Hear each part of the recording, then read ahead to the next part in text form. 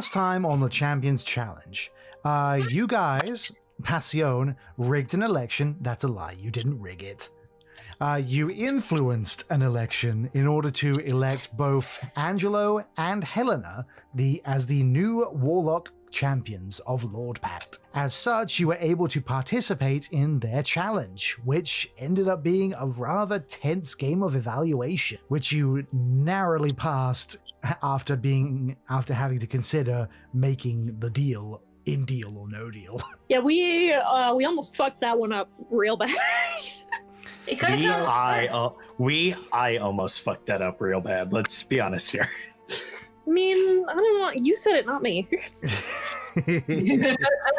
Unlike all of you, I actually own up to my mistakes. Officer, last week's audio recording will show. But yeah, so with the challenge done, you were presented with the Warlock Medallion among some other little trinkets that Sarah is now currently in possession of. Nice. But to start things off, though, Ash was not present for the challenge, as she had elected to go and grab some new information. Do you still have that new information? I do. Then if you please. Ash, we can't let Callum make decisions anymore. It was one time. So I'm going to rejoin with the group, right? Yep. Because I'm still around the group. Okay. I'm going to rejoin with the group, and I'm looking pretty solemn. Like, this has not been a fun study session for me.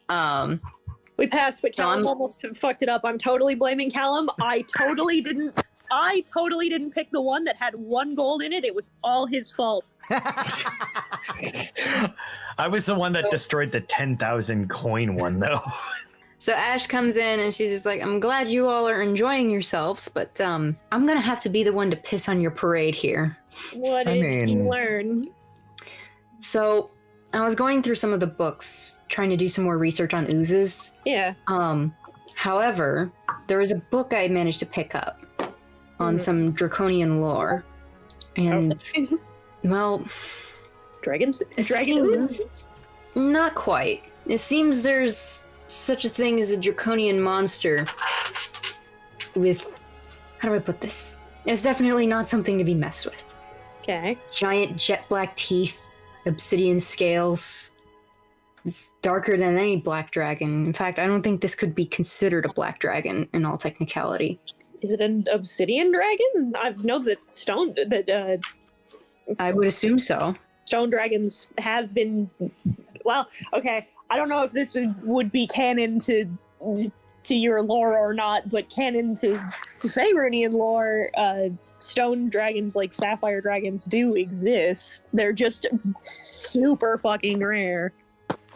DM, is this what I had researched? You don't know yet. There's no way to be 100% certain. What relevance does this have with the oozes that you are researching? It doesn't, but I do find it strange that it did happen during my research, and I'm starting to wonder if there should be a creature of concern for us. I mean, powerful. I mean, when dragons become powerful enough, they're wizards unto themselves. Maybe these things are a byproduct of a particularly powerful dragon. I wonder. And I wonder what relevance they would have to my research on the oozes. Oh. As a point of order, you picked this up. The knowledge you found, Ash, was in the dragon book that Ozra had found. Right. That I needed for totally normal, not revenge-based reasons. Right. Okay, I don't know why I said it like that. It's actually not part of the thing I need for my totally not revenge-based reasons, actually. I don't know why I said that. No, I believe you. I believe you. I personally should feel scared, shouldn't I? Well, I certainly don't feel comforted by the thought, Callum. She gets nervous because she realizes in this moment that literally only one person in this party knows anything about it. And she's just like, we'll talk about it later. And she puts her hands up preemptively. She's like, I'm not brushing you off. I'm not trying to avoid talking about it. Genuinely, we will talk about it. Now is not the time. Yeah, you are still outside, and like people were still gathered around for the challenge. They're kind of all dispersing, having been entertained by the show, as it were. Yeah, the next time we get a minute to ourselves, I'll explain it, but I can't explain it here or now. Fair enough. But I promise. How soon I do you certainly hope so. How soon do we all plan to leave and move along to the next city? But personally, if we want to keep pace and stay ahead of the group, I think we should leave ASAP. A thing to note that I said last time is that it has become nightfall now.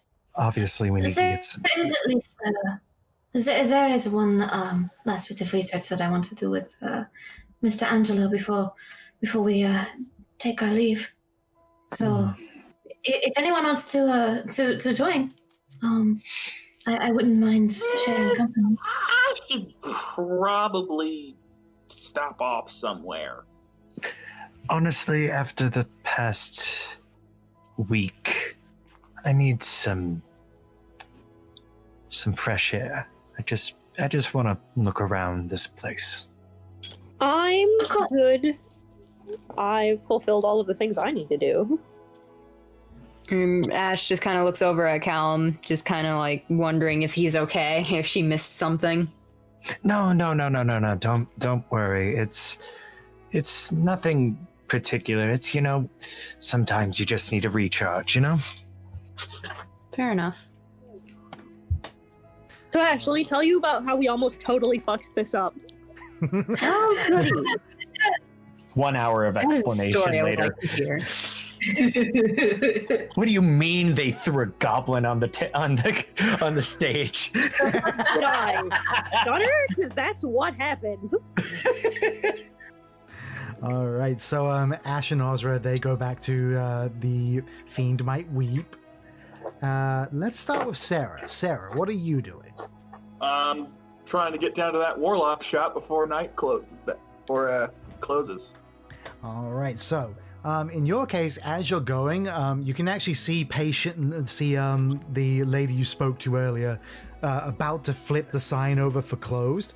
But the moment she sort of sees you coming, she hurriedly gets the sign and throws it across out off the site.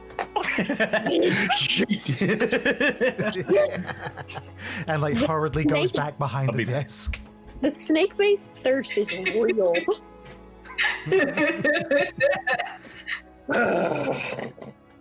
Yeah, that tracks. The snurst, if you will. Snurst. So yeah, you Yeah, I go into that shop. Ding-a-ling-a-ling. Oh, Against my better judgment.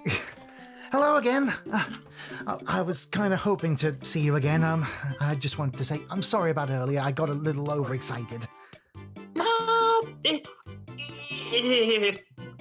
Well, there are worse reactions, let's be real. Yeah, that's so true. What can I do you for? I can't believe it. I completely forgot to tell you my name earlier. I'm Patience. Sarah. Lovely. Sure you are. So, I just completed the Warlock Challenge. Oh, congratulations. I think I'm getting one of those, dang it, how do I describe this? I guess for Warlock junk, it's like a compulsion to acquire something. I'm getting the vibes that I needed to be at a place like this. Well, if that's the kind of thing you're wanting, I think I know what you're looking for. Are you by chance looking for scrolls? I think that's in the vein of what I'm looking for. Let me see here. Zappelli, what do you think? Oh, hello. Sorry, I was sleeping. Can I have a quick sec? Oh, certainly. Also, wow, Shield talks. That's interesting. Yeah, he does that sometimes. But not as much as you think, though. I mean, you'd think that if you were an item that could talk, you might do it more often. In fairness, I kind of forget I'm here sometimes. You're just going through life one step at a time, aren't you there, bud? Anyway, I would if I had can get a three. good angle toward the moon, I'm going to point him up toward it. If that's the case, that's probably going to be out the window. Yeah, Patience is kind of like tilting her head at what's going on, and unlike before, where you sort of heard Mistress' voice come out of it, this time it's more like the first time. Zappelli's eyes just go completely black. Their mouth hangs open, and then the purple mist comes out and just consumes you once again. Okay, back here. Maybe I shouldn't have done that. Maybe I shouldn't have done that in the shop. I kind of got the feeling that you wanted to talk to me or push me to do something. Well, first off, may I just say that is hilarious way you chose to do this. I mean, okay, yeah, maybe I might need to help her close up shop afterward. But you know what? That's fine. Sleeps for the week. Yeah. So, let's see here. What curiosity brings you back to my domain, dear? I think I just got to level up in Warlock. How very meta. Like my 3rd level in Warlock? And I don't know. I didn't exactly take the courses at the academy, but, well, I do know that when most people hit 3rd level in their respective thing, which they usually go through years of training for, mind you, that there's usually like extra shit they can do. And with Warlocks, that has a lot to do with what their patron is giving them. So, Give it. just kind of a roundabout way of saying what you got for me? Oh, you want a present, is that it? I mean, only if you're really offering. Well, I can always just try and reinvest this into Sorcerer if you want. You are quite fortunate that you have me for a patron, dear. I don't pick and choose willy-nilly. I'm sure you know this by now. I've also found that you don't have a whole lot of people under your command. So true. I've never had anyone under my command. Yeah, well, let's just say you've got half of one. I mean, I'll help you out as long as you're not screwing over people I like. Oh, no. Do you know what I love most about the other side? The food? The stories. I love the things that people weave with their meager lives. Game pieces on the board, flittering about, not knowing the game they're in. It's fascinating. I mean, were it not for that, gods would be bored out of their mind. Probably starved. Oh, you have no idea. Still, if you're looking to make things a little interesting in the game, I have been pondering little boons, so to speak. Just depends how much you want it. Well, I did agree that I'd help you out in exchange for keeping all this extra junk I'm dealing with dealt with. All right. Tell you what. So, yeah. Tell me a story. What have you done recently? Well, we just completed the Warlock Challenge in Ooh. Warpact. That's a favorite of mine. Obvious reasons, I know, but apropos nonetheless. Would you believe that we managed to blow up the one chest with 10,000 gold in it? Yeah, and we got the one with 1 gold in it. Wound up having to take the deal. Oh, that is priceless. Quite literally, in fact. Yeah. It was either take the deal or have to take the challenge again tomorrow, and well... Oh, and who has time? Shit's going down here in the mortal world, and the blue goo crew ain't stopping for nobody. Oh, those things. Oh, I remember the last time they showed up. It was a right mess. Wait.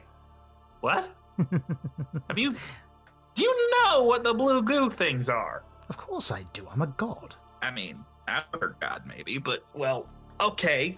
I guess spoilers would probably be your reason for not just outright telling me, am I right? It ruins the fun, yes. Well, But, can we tell get you a what, let can me we get a see. hint? How best to do this? They're from a time long, long ago. Almost Okay. whatever the So they highest number basically you can samurai find. jacked into our time. Who said Is that what I'm getting? Who said they time traveled? I mean, aren't we all time traveling? in one direction. Not my point, dear. But still, I think you'll find it fun when you go and do a little bit of reading. Speaking of which, and she starts waving her hands and weaving the smoke around her, and it starts to coalesce in front of you and forms a book. I think you have some reading of your own to do now.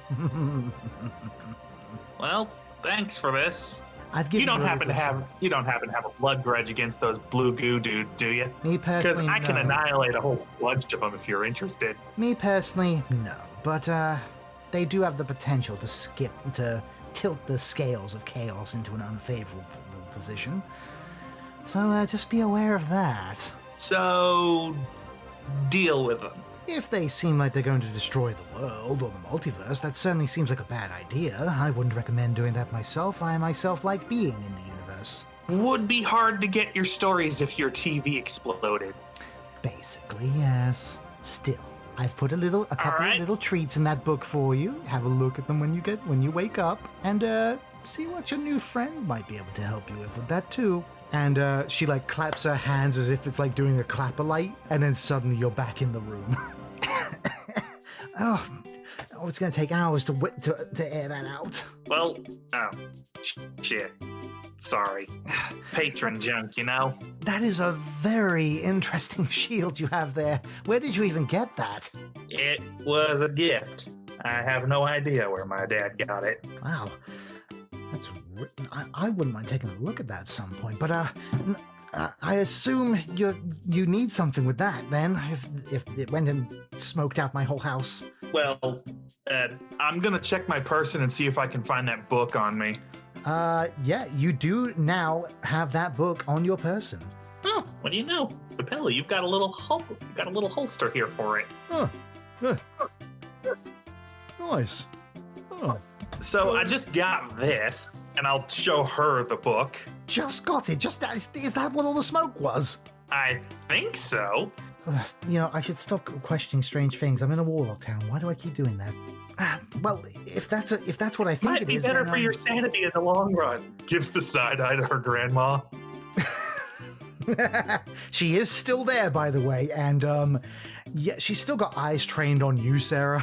Just rocking back. Yeah, and it takes a forth, while to so- get up there, but there is a shiver going up her spine. Well, if that's what I think it is, then yeah, I think some scrolls would be great for you. I've even got like a starter kit. Starter kit? Yeah, they're fairly rudimentary ritual spells, but they're basically like all like useful in many situations. And let me show you. And she takes out 3 of them that she keeps in like a binder together. Let's see. I've got Alarm, Detect Magic, and Comprehend Languages. I call this my starter kit. They're pretty useful in most situations. Comprehend languages might be good. I can give you each one for like 70 gold each, or I can give you all 3 of them for 200. I'll take all 3. Excellent. They've got the test components included, so copying them down shouldn't like take you extra gold since we're providing it for you. So all Alright. you got to do is take the time. Type out those spells for me again. I got Alarm and I got Comprehend. Alarm, Languages. Comprehend Languages, and Detect Magic. While you Alright. type those, the first thing I pictured in my brain is like maybe Crafty is picturing the same thing. I'm picturing like those shitty art kits that you get as a kid. It's like it's all in the box and it has the paints in the little plastic pots with the shitty plastic paintbrushes with the black bristles. I'm just picturing The one that has markers that you can feel in your bones. exactly. Are those markers scented? Is the ink for my new pen? Is it scented? Can I stick the pens together and turn them into a sword? And there's one more thing. If you're interested, and she takes out her own book of shadows, which is like a lime green, and she puts it on the desk. This is gonna sound weird, but I have a loyalty system for some clients where they put their name down in here, and if I get any really interesting new ritual spells, I send them a message and I let them know that they can come and get it. Huh. Well, we're at the point where we're mostly going forward, but I guess soon enough we'll have ways of going back. If you tick this I box, think you'll be that might- added to our mailing list. Well, I already signed up for the unlimited. I already signed up for a premium account with a warlock. First 3 levels free. So yeah, why not? Excellent. Just pop it right there. So yeah, you now have a contact in Patience who can now send you messages through her Book of Shadows invocation. But is there anything else I can do for you? Anything at all? Anything? I think we're good, but I did just kind of do a bunch of warlock shit in your building, didn't I? Yeah, there's still And smoke just going before around you the were closing floor. up, I think I got a way to help out with this. I could use prestidigitation and thaumaturgy to open up the windows and doors and blow some of the smoke out. Yeah, the two of you together do take some time just airing out the building. And so with that, I think we're going to move over to Ophelia and Angelo. Gay. So you make your way over to Angelo's lab. I'm gonna knock on the door. Just a moment, coming. Take your time.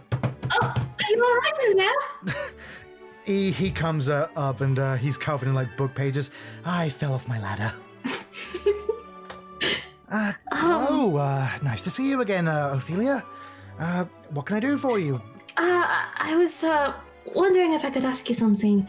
It's not exactly related to anything that we've been researching, but it's sort of part of my personal research. May I come in? Certainly, come on in. So, just to clarify, are you, is your patron sort of kind of the dawn goddess, or are you a follower?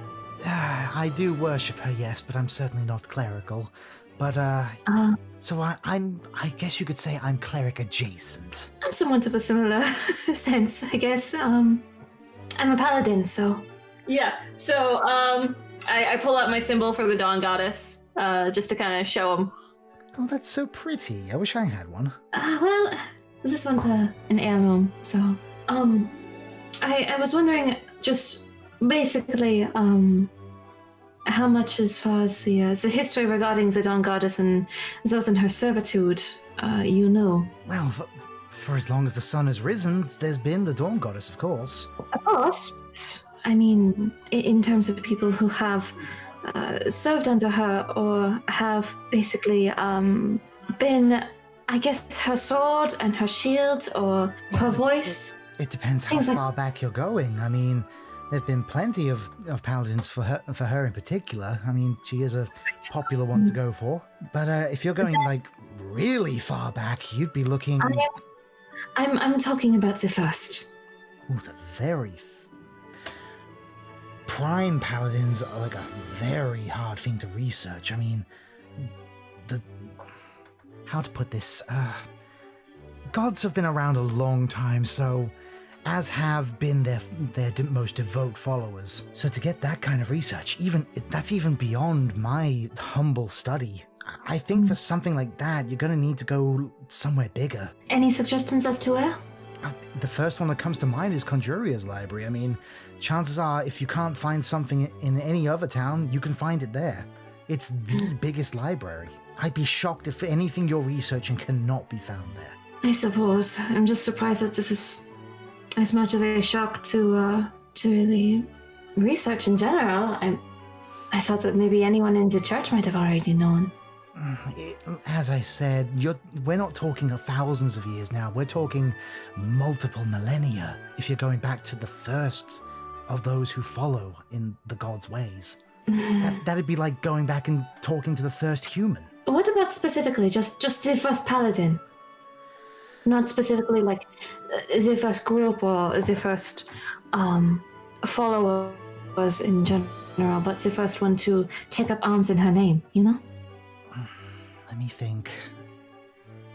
I don't know specifics like a name, but there was this old tale. A man who strove so far to become like the gods that he turned to more wicked powers in order to attain godhood and just be part of that circle, but In the end, they doomed themselves to be forever without their light. Their name has long since been lost to most histories. Again, my studies are fairly limited with the books I have around me. I only have this one laboratory and observatory. And it's something of an old wives' tale anyway. I'm not even sure if it's true. I mean, if things like these primordial oozes could potentially exist, and them having the powers that the way that they are, I would not be opposed to such an idea as you describe. Well, you know what they say, truth is stranger than fiction. That is an understatement. Do you know what potentially might have caused certain paladins to become dissatisfied? Maybe. Because I do not know. It's hard for me to really think of anything that would cause anyone to become dissatisfied in that way, you know? If we're talking about that particular story, I don't think it's like dissatisfaction. I think it's more obsession. As an unhealthy obsession, like the ones that mortals sometimes will have? Clearly. Hmm. I mean, for a person to resort to anything to become a god, I'd say they'd have to be pretty obsessed. Perhaps. It is disconcerting. Well, I mean, like I said, it's kind of a fairy tale. Again, probably not even true. Perhaps, but do keep an open mind. Because you never know with these things, you know?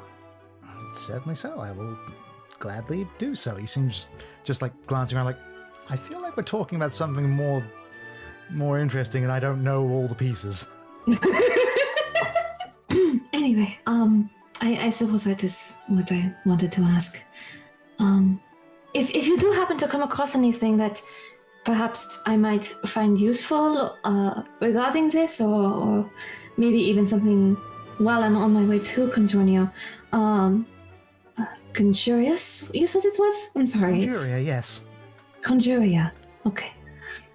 Yes, I've got my book connected to you now, so if I find anything, I can send it your way. Of course. Will there be any way for me to message you back? Just in case I come up with anything? You can respond when I message you. Unfortunately, it's not like you can dial me back. It's almost like you have my number. You just see his pale face turn pink. I wouldn't put it like... I don't know if I'd put it like that. Would you look at the time? I have book club at 11 o'clock at night. I understand. Thank you for all your help. You're welcome. Hopefully I'll see you again soon. By all means, come over any time. I'm just going to go put my books away, and he starts climbing his ladder. And strangely enough, as the door is closing, you see him fall up the ladder. Careful. I've absolutely done that. I've absolutely fallen up the stairs. It's the worst. It fucking sucks. Falling up the stairs is more embarrassing than falling down them. Less painful, though. I disagree highly. It's usually wooden stairs. Yeah, no, it hurts more. I did it the other day. I was listening to a dumb TikTok song and I tripped on my pants and I fell up my stairs in the apartment and I ate shit. Oh. And I almost accidentally curb stomped myself. Ooh, ouch. Yeah, no. All right, so with that, I think pretty much everyone reconvenes at the Fiend Might Weep, I imagine. So, Ozra, you have the floor. Okay. So she just kind of obviously just gets everybody in, closes the door, and is like, oh god, all right. So, I don't even know where to start. This is a lot. But it's important. I wanna tell you because it's important. Oh god, am I pregnant? No, I mean, okay, I was really sure that male Dragonborn couldn't get pregnant, and now you've said it, and now I don't know. We can't, but I thought that would help jog your memory. No. I mean, unless Sarah did Callum, unless Sarah did something else to you, I highly doubt it. Hey, whoa, leave me out of this. I mean, he's cute, but damn, no.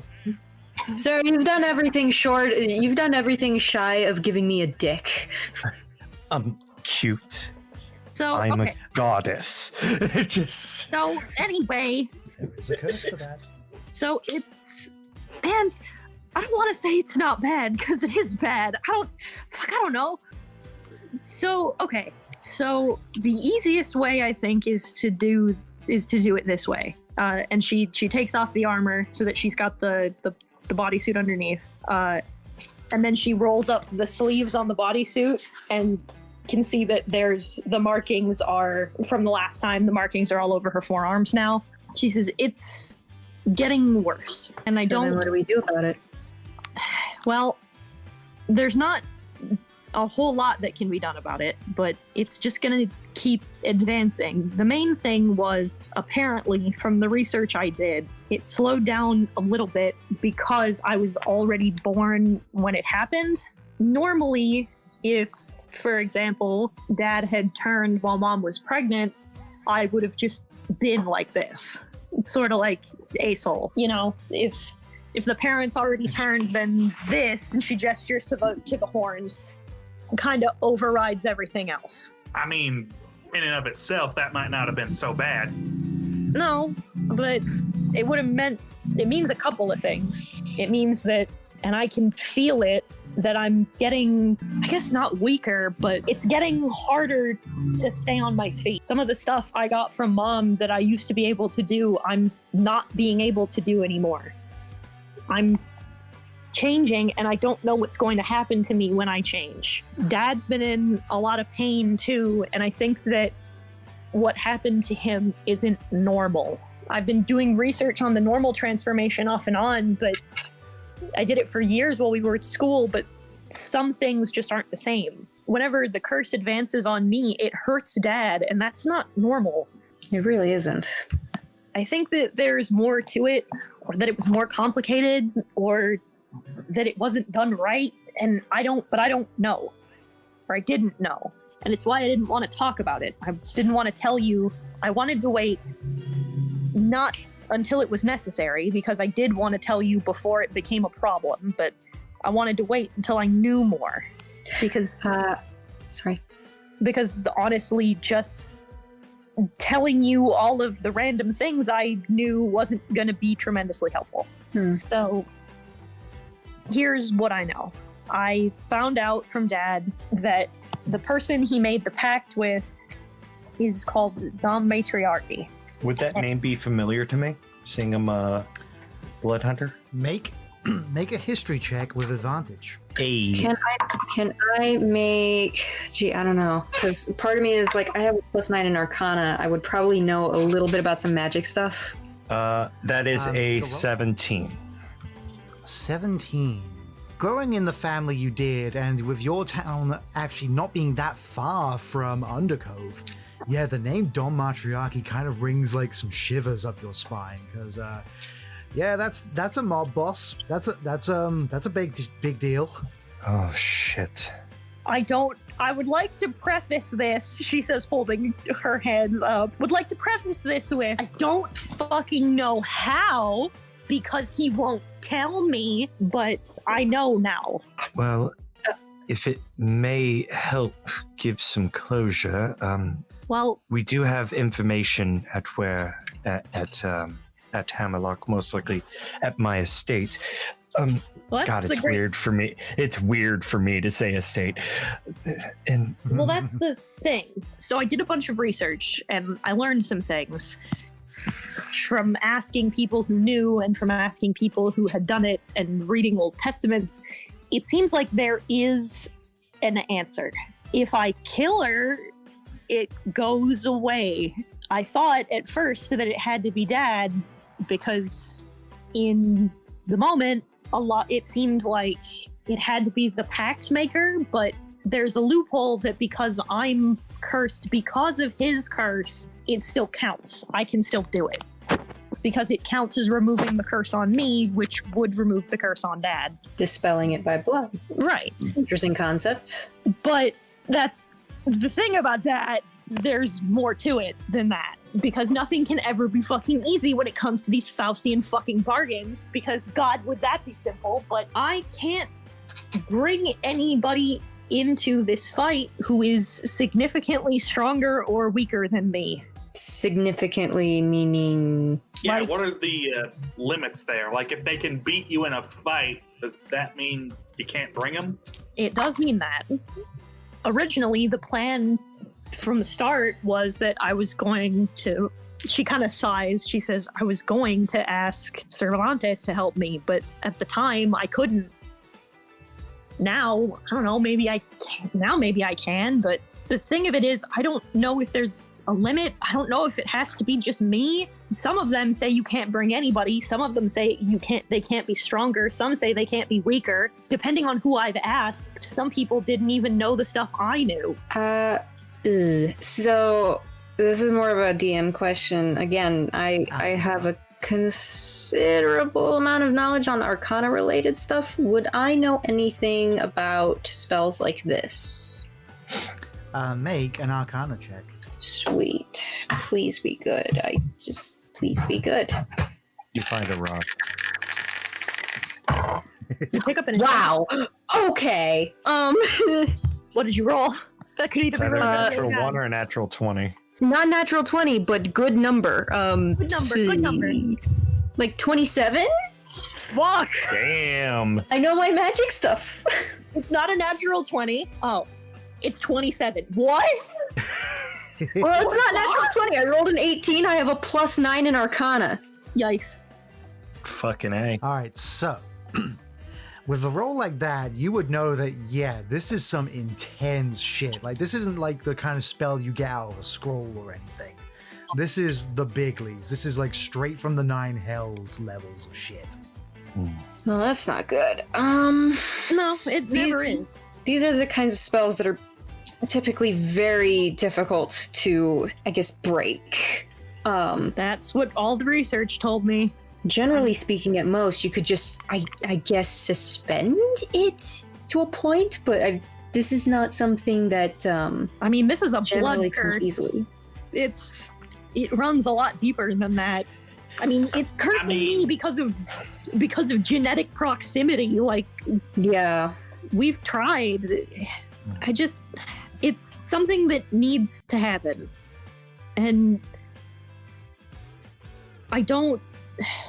She kind of sighs and she looks at the floor and she says, ultimately, at first, I really didn't want anyone else to have to be a part of it. Because in the grand scheme of things, I don't know what doing this will do, not only to me or to Dad or to you, but for some of you, it could have like real serious consequences. Like, this isn't the challenge. We could just die. And originally, I didn't even really want to ask any of you to participate in it, just because it didn't feel right of me to ask you to put your life on the line for something that you didn't really have any stake in, but this is important to me. It's something that needs to happen, and I'm more than willing, and I'd understand, certainly, if you didn't feel like it was a good idea or whatever, but I do want to ask. I really need the help.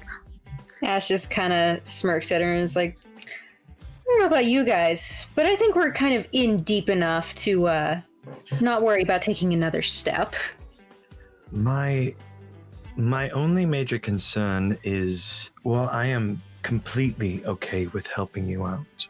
We need to consider the challenge is still one of our major priorities. Well, So, yeah. Our safety. It's like I said, if it's too much of an ask, I genuinely, she puts her hands up, I genuinely understand. This isn't something that you should consider lightly, and you certainly don't have to give me an answer now. From the sounds of it, it won't even be something I'll have to really think about until Undercove, and that's a while from now. But I wanted to tell you before something happened and you found out from a way that wasn't me. The one thing I will say is, I know how determined you are. We all know how determined you are. Our number one priority, we cannot get your mission done or our mission done if we are dead. If we need to find safety, if we need to run away, I will help you if you agree that you can step out of your own position for the greater good of our group. That's more than fair. That's That all I all have. being said, She says, yeah, no, of course. Like, for the rest of you, this is more important, and I can't blame you for putting the importance of the challenge over this. But for me, it's not really even kind of a competition. And if the time comes that you have to take the challenge without me for a while, then you might. And I'm more than willing to make that concession for this. It's important. It's that important to me. Ash is I've kind got of. two problems with that. First is you're our designated leader, so doing the challenge without you, that's a no-go in my mind. Second, It's mostly I it's wanna mostly a help. note. I want to help you. I'd like to think that you're my friends, and I'd like to think that I'd stick my neck out for you if I could, but considering the exact circumstances of what you got going on, I don't think I'd be able or allowed to help.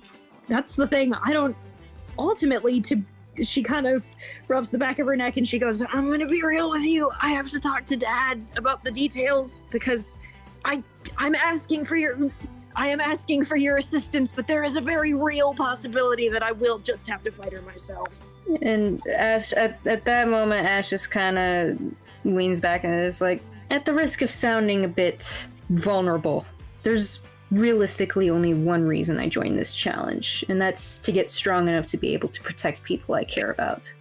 That being said, Azra, you and the members of this team are people that I care about.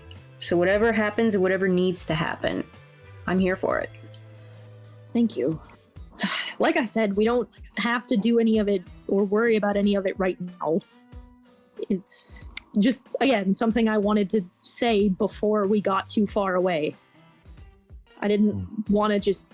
I don't know. I thought about doing the whole, like, dramatically disappearing into the night or whatever, but, like, that sucks shit, and I might get my ass kicked. I really want the help. I'm gonna be real with you, Chief. I'd rather take the help than eat shit on my own, thank you. Please don't pull a Jet on us. I liked Jet. I didn't like when he left. I didn't like how he left. Yeah, I don't think that I want to do that. I do want to say, by the sounds of this is more of a situation of we can help you until it gets to the point that we can't. That's the idea. So I'm willing to help up to that point if that helps at all. Yeah, of course. It's like I said, ultimately, if I can take the help, I'll take it. If I can't, then I'm fucked. But it is what it is, you know? I also have another plan, but it is... She kind of makes an in-between hand gesture. I mean, for lack of a better word, esoteric, I guess. So I've seen what happened with Sarah and with Ash. And, well, I guess also with you, too, Ophelia. Basically everybody but you, Callum. Where y'all are branching out into new things, right? I mean, I don't really know about that. I mean, I think I've gone as far into Warlock as I'm gonna get. Right. Ulsra, I've been like this for as long as I can even remember on the day that I turned. Oh, no, I know, but what I'm saying is you seem to be doing multiple things, and I think that's probably the best thing I can hope to do as well. So what I'm thinking, the more I think about it, is that, well, I think I want to do that too, and I think I know how I want to do it. Shoot your idea at us first, see what sticks. Well, I'm not gonna lie, and out of character, this is absolutely a true plan that I considered for a hot second. I did genuinely think about doing what you did, Sarah. You know, I thought maybe if I reached out for help from something else, maybe the deals would cancel out. I don't think that's... Couple things wrong with that. First off, you've got a pre-existing arrangement with Moradin. Secondly, you're already not allowed to get most of Moradin's help. So I don't think bringing in a fourth party is going to help. That's true. Out of character. Thirdly, any number of warlock shenanigans can occur. I mean, she gestures to Zappelli. Yeah. Hello. Straight up. So out of character, because I did want to talk about this a little bit.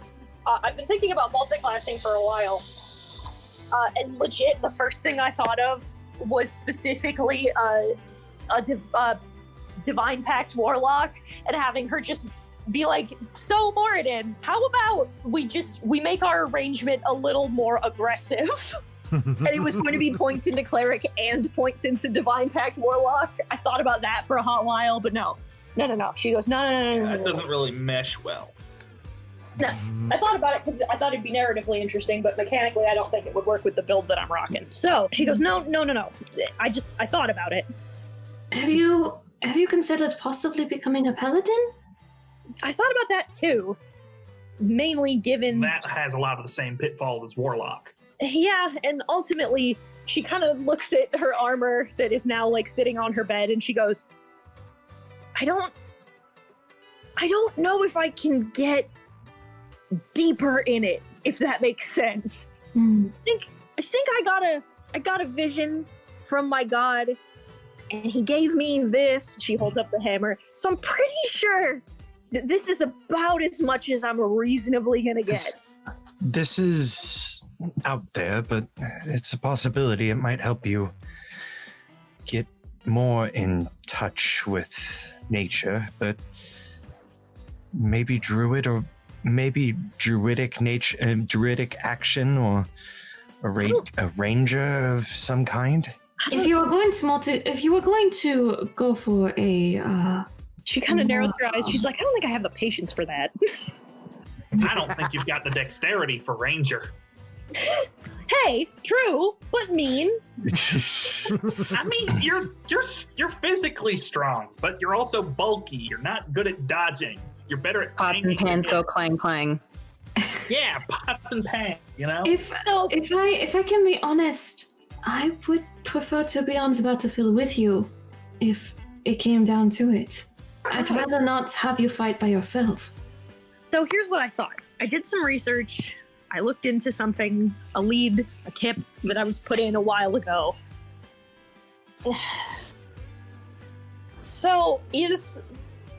Okay, out of character, is Artificiny on our route, or is it off the route? It is located in Factorious. Okay. So she Which goes, is quite a ways away. yeah.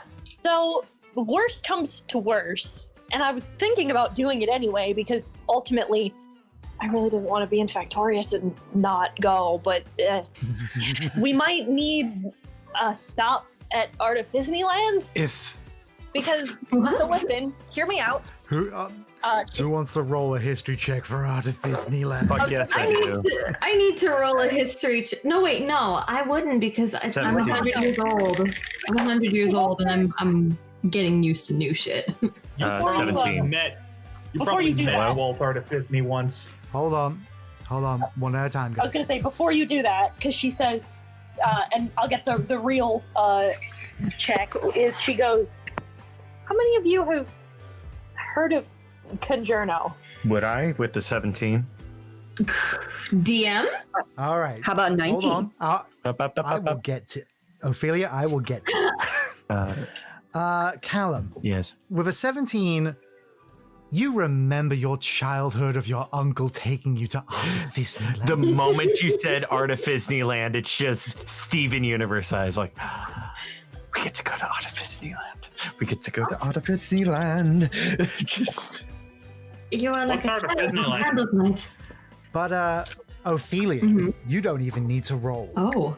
The name Conjurno, it rings suddenly like a spark in the lapses in your memory have been a thing, but hearing that name, something immediately sparks. And you remember the face of a particular Vidalcan, an old friend, a old teammate, if you will.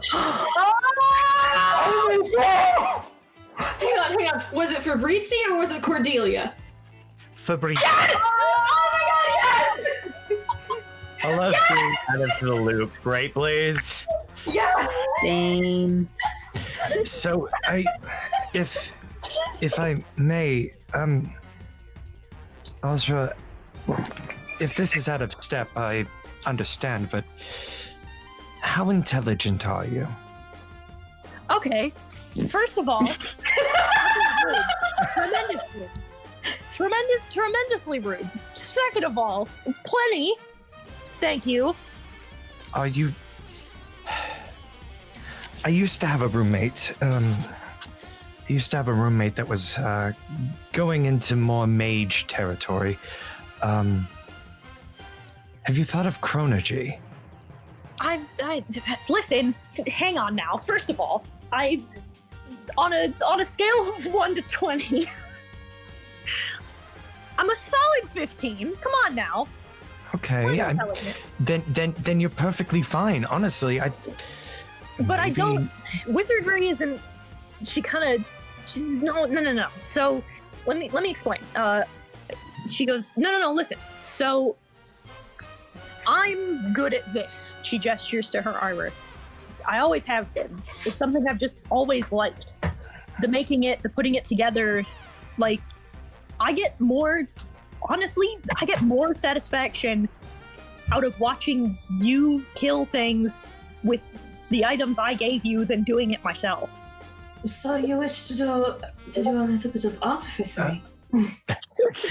But she says, I've always loved it. The building, the construction, it's always been the part of it that I've liked. It's why when things happened and I needed some place to look, I looked to Moradin. You mentioned Conjono, yes? Yeah. I know who you can talk to. Do you? Yeah. Fabrizio is an old friend. What? She just grabs Ophelia by the shoulders and goes, what? How? What? When? How long? What? You forget You're a that vampire. You forget that I am over 100 years old. Oh, yeah, that's right. But yeah. So as long as we're in a question answering mode, what the hell is Artifizneyland? Okay, so It's all right, Callum. One Grant. question at a time. One question at a time. Okay. So here's the thing. Here's the thing. First of all, Artifizneyland is the greatest place that was ever constructed. This is not and she looks at Callum and says, you would understand that this is not a point that is arguable. Yeah, this is not a debate. This is absolute fact. It is the greatest place. It's a theme park. But I wouldn't know. We need to educate. Callum grabs Ash and stares straight into her eyes. I will change everything for you.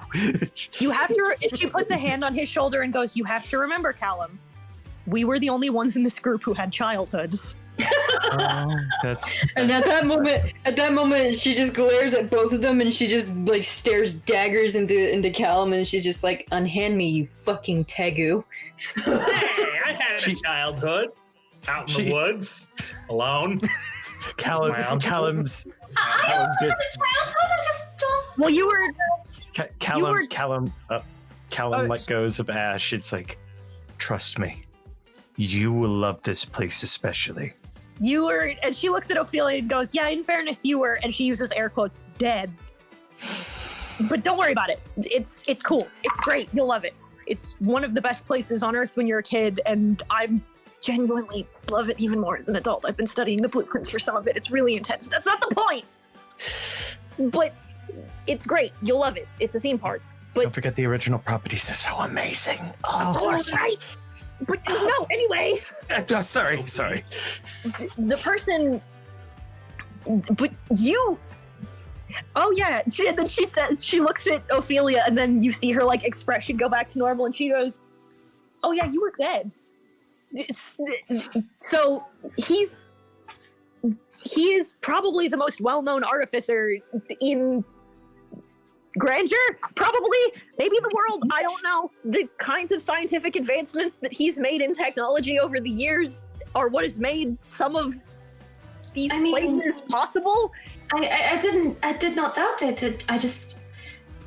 He had a bit of a rough patch the last time that I saw him. He was not looking well. I didn't How did you- press him on it, but How did you know him? Just to confirm, was he one of my old teammates? Yes, he was. He was one of my old teammates. What? This is the mental image I have is this is the equivalent. This is equivalent of telling one of the coding bros on Reddit that you used to go to college with Elon Musk. I mean, he was nice. He never treated me bad. He just was always so wrapped up in his work, and I never really wanted to bother him. But I'm sure that if I were to run into him again, I'm sure he would be surprised. But Could actually. Oh, wait a fucking second. Hang on a minute. Look at my fucking spell list for a goddamn second. Hang on. So here's the thing. This spell is so confusingly worded sometimes, but she puts her hands. Is it what I think it is? She takes Ophelia's hands and she goes, "So you knew him really well, right?" yes, Okay. I think maybe if you just, I mean, I know him, but you like know him. So like, I'm wondering because, okay, so I was told that he kind of moves around, right? yeah. That he's been all over the place and that he's never really in the same place twice for very long, right? Oh. And I was kind of hoping that if I could just roll the dice on it until we got there, that maybe we would see him before then, that maybe we'd get lucky, and if worse comes to worse, that we'd be able to find somebody at Artificiny Land who would know, considering he built it. But Wait, what? I know! Now you realize how you were teammates with the person who redefined our childhood. Why do you think I'm having this reaction? It's Callum hears this immediately and just his eyes widen, smile widens. I'm going to Ash looks at Callum and goes, "You really are a Tegu on the inside." See, if Callum had a tail, if Callum had a tail, it would be wagging right now. He does have a tail, and it does is have a tail. wagging. Good. But if It's you going to meet the creator of Artificina, and oh my god, yes. if you can give me like the most non-invasive description you possibly can, maybe I can just call him. Yeah. I definitely would recall the only Vidalcan that she's ever really met with hair. That's true. Oh no, I don't have minor illusion. But because sending says to a creature with which you are familiar. So this is they do this and this is the question, DM. You are not Matthew Mercer. Your rules are different, but they do it in CR that if they describe them well enough to gesture, that she can do it. Yeah, considering you know a person who has seen them directly, I will allow the description to work. We have specifically made the joke that I was talking to Justin about this, that the joke has to be it's like it has to be a creature with which you're familiar, because otherwise, can you imagine the kind of bullshit that we get sent to Mordenkainen every single day of his goddamn life? Your daily conversations with Mordenkainen. Hey, Mordenkainen, I love you so it's much. me, ya boy. Just I read all of your books. I'm such a big fan. Okay. But I have like 2,000 other people on the other line. So Ophelia takes a minute and just tries to piece together an image in her head, and it's actually not that difficult because this is the only Vidalcan that she knows with hair. Also, in fairness, Conjurno is kind of memorable. The thing is, though, that like I would imagine that Ophelia definitely remembers him differently, because like I'm assuming probably. that this was directly after certain events regarding. Tell you what, Wasn't For this those after of or you was who this want- before? I don't know. that's what I'm about to check with you. For those of you who wish to, roll a history check for how well you know the man, the myth, Oh, the I did. legends. Can I have advantage because he's kind of... That's a history check, right? Yes, it is. Yeah, it seems I'm a huge fan of Art of Disneyland, because that's a 17 plus 6. Oh, Nice. That's a 23, baby. Sarah knows nothing. Uh, I mean, I've been distant this entire time, so I wouldn't know. But like, I know him as a person. 16. 16, 26.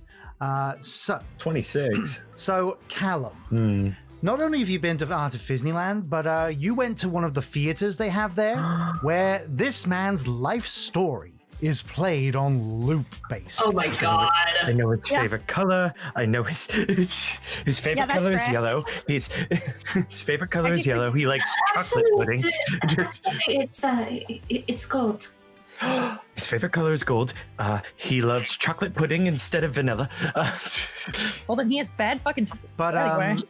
some of the information you would glean, Callum, from your youth remembering I say silent movie, but more or less. But you would know that Fabrizio Congiorno is in fact one of the greatest artificers in Grandeur. Funnily enough, not the champion though. I mean, it does Oh, make really? sense. No, his mentor is the current champion. I would have thought, oh, that's actually going to be kind of interesting. That's a narrative thing. I would have thought for sure. I gotta throw some surprises at you. In fairness, in character, I wouldn't assume otherwise, but out of character, anyway. And you would also, Callum, you in particular would know because of your history with military families. But yeah, he was one of the reasons that the Civil War that affected Grandeur ended. Yeah, was that... Does he know the details as to why that is? Not quite. No. Actually, I want to put this out there because this is a problem with all history, quote unquote. I only know what he thinks is what ended it. Yeah, you would know what your family has told you. Yeah. Not just that. I mean, like, You know that this guy is a very big historical figure in the war effort because he was one of the key factors of ending it. yes. If I may, Doc, given the fact that Ophelia does have a history with Congiorno, like as a person, would she have met him directly after the war had ended? You met him. You were around during the wartime, so you knew him beforehand. Okay. So what would you say that his personality was like back then? A lot more morose back then. Because not only this is what you would know, Ophelia, with your passive history on the subject, is that while Callum knows that he was one of the big factors that ended the war, you know personally and quite solemnly that he's also one of the factors that started it. She's not gonna tell him that. Good. It would destroy his fucking world. Oh yeah, these two would be... Wow, this is really a... You know... You created a thing for this setting called Art of Disney World, and here we've just talked about how this historical figure's the true realizations of how history works would shatter these two people's fucking worldviews. It's something politics, something. Anyway. Yeah. But yeah, But you knew what he was like before he became the legend he is today. But I know that, like, just in general, he's not a bad person. He was just put into really shitty circumstances. Absolutely. Okay. So she gets this nice, super detailed description from Ophelia. Now, I do not know what he is like nowadays. It sounds to me like he definitely has changed, but, I mean, sounds like you would know him better than any of us would, so... I suppose, yeah. I mean, All right. just from personal experience. Do you... Well, yeah, I guess you should be here for this. It's not like you'll be able to hear it, though. Yeah. I don't know how he is going to react to hearing my name again, but... Probably not, but you know, it is what it is. Starting the dialing. So but before I do this, we're going to Elemix next, right? Yep. Okay. Yep. So I got 25 words. Fuck. Okay. Right now, I have to. Hello. You don't know me, but I'm a friend of Ophelia Reinhessen. We would like to speak to you. Can you meet us in Elemix? That is exactly 25. Nice. It takes a moment, but there's eventually a response. Ah! Also, ah! He yelled. How did you get this number? Wait. Ophelia? How is she even... Never mind. All right, I was going to Elemix anyway, so, Yes. I think I can be there within a couple days, so... Okay? Question mark? I'm not gonna waste the second message, but very good. It doesn't help that she pauses for a minute, and then she thinks, and she goes, "Can only do this 3 times a day," and it occurs to me that first message is way more ominous without a follow-up. I really don't know because I need to send another one, and I might need to send a third, but it's fine. He said he'll meet us in Elemix. Okay. High school reunion. High school reunion. Reunion tour. And then there's a pause, and she kind of looks at her hands, and she's like, I need to call my dad. Yeah. If it's all the same, can I don't go away? Yeah. I mean this in the kindest way possible, with respect. No. I understand. This is just a lot to take in. Yeah, this has been a hot couple of minutes, hasn't it? I'm sorry, there's really not a whole lot I can do about that. No. It's no one's fault or anything. It's just. So this is what the high school reunion is supposed to be like. I guess. So when she is alone, she kind of sighs, and she's gonna send to her father next. We need to talk about the curse. I know more of the details now. Please Is that... come to Elemix. We can't keep running away from this. Again, exactly 25. I'm so good! I'm on a fucking roll! There's a fairly long pause, and then you get your response. The briefest worry that he's on another plane of existence and didn't fucking get it. Oh, fuck. All right. Oh, shit. I'm gonna have to get your auntie for this one. All right. Be there in a few days. Oh. Can you waste a return message with just noises? That is the question we need to ask ourselves right now. If I cast I think sending they and make need to vague be noises, do they different count as noises. words? Just constantly dancing like shit, fuck, all different noises, all different words. that's all the messages. Ah shit, ah fuck, ah shit, ah fuck, ah shit. Fuck. I have a question, just out of character and completely out of curiosity. Would Conjurno actually know the sending spell himself? At this point in time, yes. So he can. Hang on. Send a message back. I mean, not to me. He doesn't know who the fuck I am. He doesn't know who the fuck you are, but He definitely knows me. Yeah, there is. In fairness, though, there is too much to say in 25 words right now. Yeah. Yeah, that would in person would be the time for that. So she's like, all right. She's gonna think. You know what? I've got 3, and we're going to bed anyway. You've informed your dad. Yeah, I'll call Melee. All right, Auntie Melee. Boy, there's a moment where she's like, she's gonna skin him. She might turn my dad into shoes.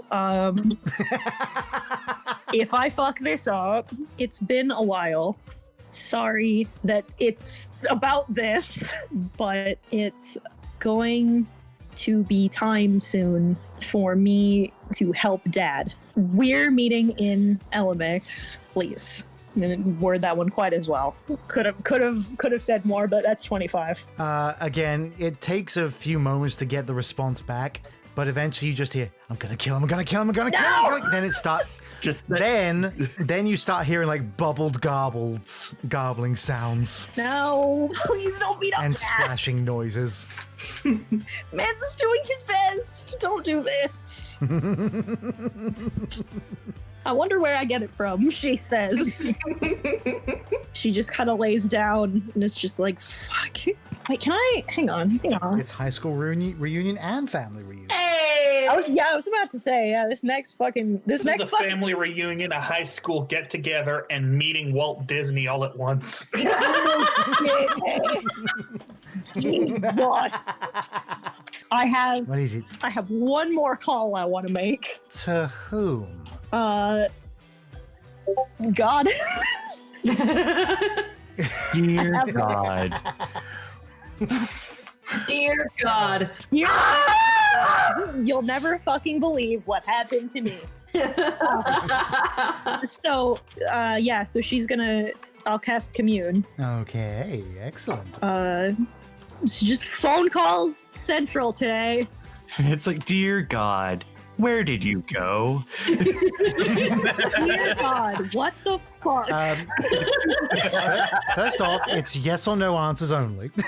Yeah, yes or no answers only, and I only get 3. Dear so, God, the fuck? Answer, yes. That's all I needed. No, So dear as God. you set up your commute, Dear God, what the fuck? Response. Maybe. Wait, there's a third option? unsure.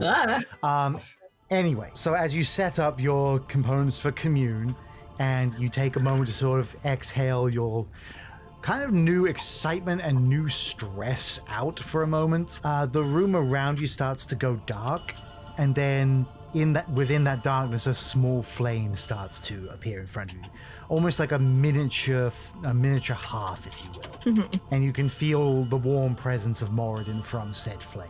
Oh boy. She just kind of thinks for a minute, and there's a long pause as she thinks, and he can feel that she knows the question, and she's just really scared to ask in a way that she will get an answer. And she goes, if I do nothing, if I let it sit, will I make it to the end of the challenge? The flame sort of wiggles side to side. It doesn't get hotter, it doesn't get dimmer. So the answer is unclear. I don't like that. Internally, you can hear her just go, come on, you're God, you're supposed to know. She kind of can't ask you a unit of time. If I change, will it kill Dad?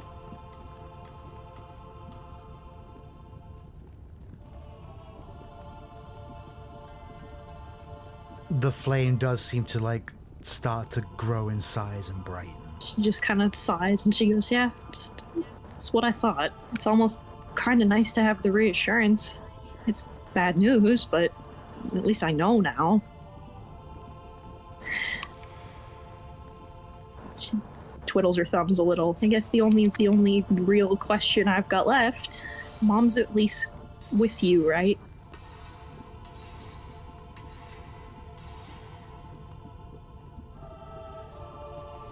The flame dies. Yeah. Yeah, and then she goes to bed. Yep. There is just this awful cold sensation when you ask that question. Yeah. And then she just kind of flops over and falls asleep. All right. So with that, a little bit of timey-wimey shenanigans for a moment. As you guys are all ushered out of the door and Ozra is about to do a number of phone calls, you go downstairs and you see that the Renegade Rangers are in the tavern with you. I thought I was going to have a moment. Yeah, that's what I'm getting to. Okay. Hey, here's the heroes of the day. How are you all doing? Eh? As Aesol sort of gives you a relaxed salute. Callum gives the same type of relaxed salute. It seems you're getting a bit sauced early today. What can I say? We're celebrating. We got the challenge done today. So, how did it went? How did it I don't know. Look, Yeah, Thurgus sort of looks over his shoulder and says, how did it go? absolutely splendid use of grammar there, young man. Excuse me, I don't think that we asked you. Oh, I'm sorry. Dargis, After for your today, own my sake, just assume that we're never talking to you and keep your trap shut. no. It's fine. A soul, let him have his balls for the day. It's fine. I can address a cow directly if I want to address a cow directly. I just don't feel like I need cream in my coffee right I now. don't think it's a cow at the end of the day. I think it's just a giant pile of bullshit. But that's just me. I'm so proud of my friends. First off, not all furbolgs are cows, thank Just you. very you. much. That's racist. See, here's the thing. We don't need to hear anything about your family history, considering Not the fact all that furbolgs are giant assholes too, and yet you're still the exception. Which leads me to the next response. We didn't care. You were saying, Ophelia? it does not matter. But yeah, we did pretty good, eh, guys? And each of them starts like holding up various diamonds within their fingers. I think we're pretty set for little shinies, eh? What did you guys get? We won. Legally, we are not required to respond to that. I mean, we won. What does that matter? Oh, you know, just a little bit of fun ribbing, eh? So how did it feel getting the worst pick, eh? I don't know, Callum, how did it feel? Well, it made the challenge more interesting, that's for sure. I mean, I don't feel too bad between the two of us. I think both of us got the worst ones. And in the end, at least you got past. I don't want you guys falling too far behind us. Yes, it would make life a lot less interesting if either of us got behind. So, Callum, if you don't mind, welcome me. Talk with me. Okay, fine. And Asol is going to lead you out of the tavern. Does anyone else want to do anything while they're in here? I want to head back over to my hotel. Seeing I'm making... Just to see what happens, like, when I make it back. If nothing happens before, like, I start settling down for the evening, I'm going to look through the little black book again. Okay. Yeah, I'm gonna look through the book that I found about the giant creature we just read about. Gotcha. In that case, I would like both of you to make history checks then. Okay. Ooh. Please be good. Good. That's good. Since both of you are reading about similar things. 25. 15. All right, so we'll start with Ash first. Okay. You already did quite a sizable amount of research on this particular creature, and you're kind of continuing from where you left off because you felt the need to inform the others about what you found so far. Mm-hmm. So, as you're sitting there going through the pages, you find a couple of documentations of the last time that said creature had been, like, theorized to be seen. Ooh. And one of the accounts that strikes you in particular is said creature may have appeared in Joustic a number of years ago. At least roughly 15 to 18 years ago. Oh my, okay. And you gather that it had basically ravished a part of Joustic that no longer exists. Ooh. Definitely want to see that. Ravaged. As for you, Ophelia, going through, you pick up more legends of the Black Fang. In that there's stories of a man who once ruled a nation, and in his quest for just ever-growing power, so to speak, acquired powers from another being, but overpowered them and became something more horrid and just growing into grotesqueness and just it's like eldritch horror it goes into. They can't seem to, even the writings itself can't seem to describe its full scale. Okay. But you're starting to put more pieces together based on what Danielle has told you as well. So it's yeah. was supposedly a leader of some sort? A king. I'm just gonna glance through the pages. Making your notes? Yeah, I'm making my notes. Important D&D tip: take notes, folks. I'm looking through this book. I'm guessing, like, obviously, Damniel is still in the room with me. As you are looking over the book, Yeah, he does sort of appear in the chair behind you. It's a good read, huh? Who was this king that it talks about? You know, it's an interesting history lesson about this land. Did you know we used to have a monarchy? Of course you do. You were there when it was a thing.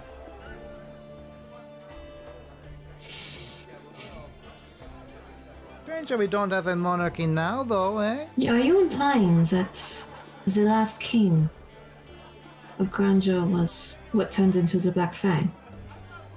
Yeah, one of them. Let me ask you, how much do you know about our old friend Maximilio?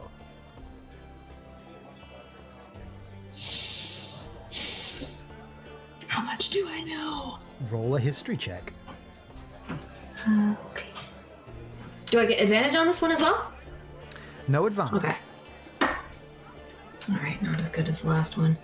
It's a 9 plus 7. So that's a 16. Yeah. You would know that he was even during 100 years ago when the Grandeur Academy was first being established, and you were like one of the first graduating classes alongside Conjourno. You would know that he was basically the headmaster at that time too. So, I mean, this is fascinating history, but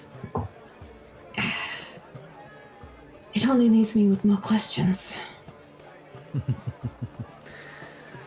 What kind of answers are you looking for? That is the question. Why me? Why was I picked out of any other potential targets to become this?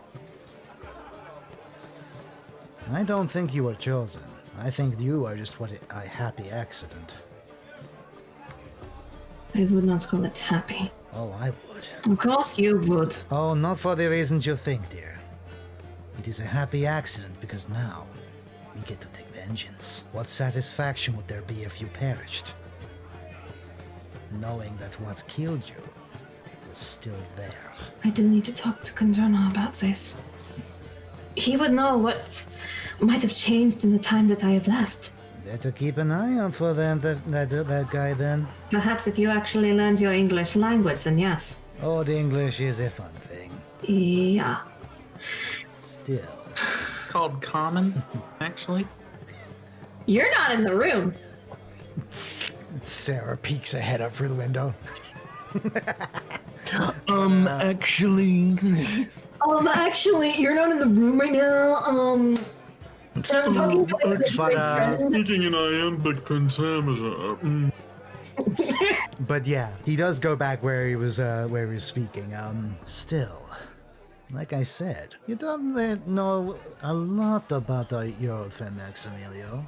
I could fill in some blanks. How would you do that? I have been around this world for a long time, my dear. I know many secrets of this land's history. For starters, our old friend Maximilio there used to be a king. Until He abdicated, abolished the monarchy, started the academy. So that raises a question. If our old friend Maximilio is an old king, and that book says nothing about our little monster buddy starting an academy, who else could be a king? I think Conjourno could help me out. Possibly finding the answer here. If anyone would know history, it would be him. Oh, if anyone knows our enemy, it is that boy. If I can get into contact with him sooner rather than later, that'd be great. But at the very latest, we're going to LMX and we'll see him there.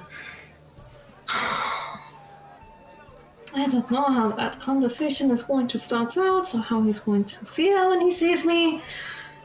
Oh yes, that's going to be a fun topic of discussion. Hey, I'm supposed to be dead because I was a human before and now I'm here 100 years later. You are not helping. I know, I kid. Still, keep your eyes out. The plot thickens. And he vanishes. You forgot your wine. Grabs the wine and goes and disappears again. I am not picking up after him. From there, we will move on to Callum. As Asol leads you outside and sort of gestures down one of the side alleys of the tavern, his jovial mood seems to sort of turn more serious. So you're finally going to kill me. Oh no, I think someone else already tried. Ozra told me. Told you what? You were the target of an assassination. Yes. Well, did you fight back? Did you win? We fought back, and once he found out who I was, he stopped fighting, and I told everyone else to stop. Wait, he stopped? That's weird. The person who hired him heard my name, and for some reason, someone in my family may have hired him.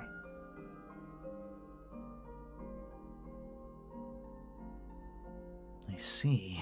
Well, what do you intend to do about it? There's nothing I could do about it as of right now until we get to Hammerlock, but once we do, I have a lot of research to do, a lot of talking to do, and yes. Well, as you said, it is a long way to Hammerlock, so... And he draws his sword. Draw your sword, my friend. He pulls out his sword. We need to make sure you can fight back against it if there are any more assassins come, eh? Fair enough. Let me show you a few things Mondo taught me. Ring the bell. Get your own dad. So yeah, Asol is going to introduce you to some of the elements of fighter. Nice. Daddy, stop killing my friend. So I think with that, So yeah, I'm just kind of on my stroll, and do I notice anyone following me? make a perception check. Oh, fun. All right. Fuck. Oh, why was that so high? Yeah, 28. I'm pretty sure I noticed something, so I'm just gonna look around and just be like, I imagine it's very hard for you to be quiet with all that metal. Well, here's the fun fact. He natural 20'd on his stealth, so you turn around expecting to see him behind you, but then you hear his voice. I don't know, you tell me. He's in front of you now. you didn't even see him go in front of you. I just turn around, I just fucking scream. It's like, why? Why? He just Why kind are of you like this? he gestures to like himself. Rogue. True. So what are you doing all the way out here? Well, I kind of had the feeling I was needed. Yeah, I guess so. Plus, your buddy there was pretty insistent. I think he's kind of got some ideas in his head about us, and I don't know. Is he right? Is there like something going on here that I don't know about? He has a lot of strange ideas in his head, doesn't he? He really does. Like, do you know he thinks his ass isn't fat? Like, it's just so big. It's so easy to hit. I feel like I've missed several levels of this conversation. But yeah. Have you been doing okay? Oh, yeah, I mean, as good as I can be. I mean, the outfit's new. I mean, green's Yeah, it is. Green's a nice color on And she just kind of turns her head and blushes a little bit. Thank you. you. You can't see the blushing from under the feathers, but she is blushing. He has special robot eyes. He's going predator vision on you. Stop looking at me like that, I swear to God. How about, so, I don't know, man. I'm not great at opening conversations. We're not. It's weird how we're both sort of not the talky type. It's almost as if we're rogues or something. Yeah, that's what they always taught us in school. Keep quiet, nobody will know. Right. And she just kind of pulls out her, the symbol that she had. She was wearing it around her neck, but she hasn't been for a little while. Yeah, that's definitely new. Yeah. It's the grave cleric symbol. And, I don't know. I don't feel like I mean, it's new, right? You just started? Yeah, I don't know. I feel like I wasn't really ready for it. You know what I mean? Of course not. Nobody's ever ready for anything, really. No. I just kind of thrown with such a huge responsibility, and I have not been making do on it, to be honest. I don't know. I guess I feel kind of useless. I wouldn't say that. I was in those shoes once. No. You know, I didn't always want to be a rogue. But what did you want to be? This is the first time you've seen him be nervous as he rubs the back of his head and, like, takes off his hat for a moment. I wanted to be paladin. You're right. I did not expect that. So what made you change your mind? I let someone down, and I didn't deserve the right anymore. Oh, But I'm sounds pretty heavy. Heavy as the heart that wears the crown. Yeah, ain't that the truth? But that's why I'm on this journey. I'm going home. I'm getting my forgiveness. Wherever I can, though, that's all dependent on her. Her? I ain't telling you that part yet. Ow. But it's not like that, just so you know. Sure it's not. No, it really is not. It'd be really weird if it was. Hmm? But I'm sorry, I'm kind of rambling now, aren't I? A bit. But that's okay. It's the first time you're ever this talkative, to be honest. I know. Just, if y'all ever, need to talk, I can spare a bit of time for you. Thank you. I may not reach out as much as I should, but I'll definitely try. It just may take a little pushing. Yeah, same here. Listen And up. I'll give you some pushing, and she just kind of nudges him a little bit playfully. he nudges back. Come on now. If you're looking for a tussle, I don't think you want that. I mean, who said I don't? It's kind of what I'm used to. Yeah, I don't need no fighting in the streets. I'm already in enough trouble around here. Yeah, fair. It would kind of be very unusual for a black bird to get into a fight with a mechanical something. I'm not really sure how to refer to you as, to be honest. By the way, No. you, Sorry, what? he kind of like looks around and he kind of like you kind of get an idea that he's a little guilty about something as he, you might want to go check on your friends. Oh?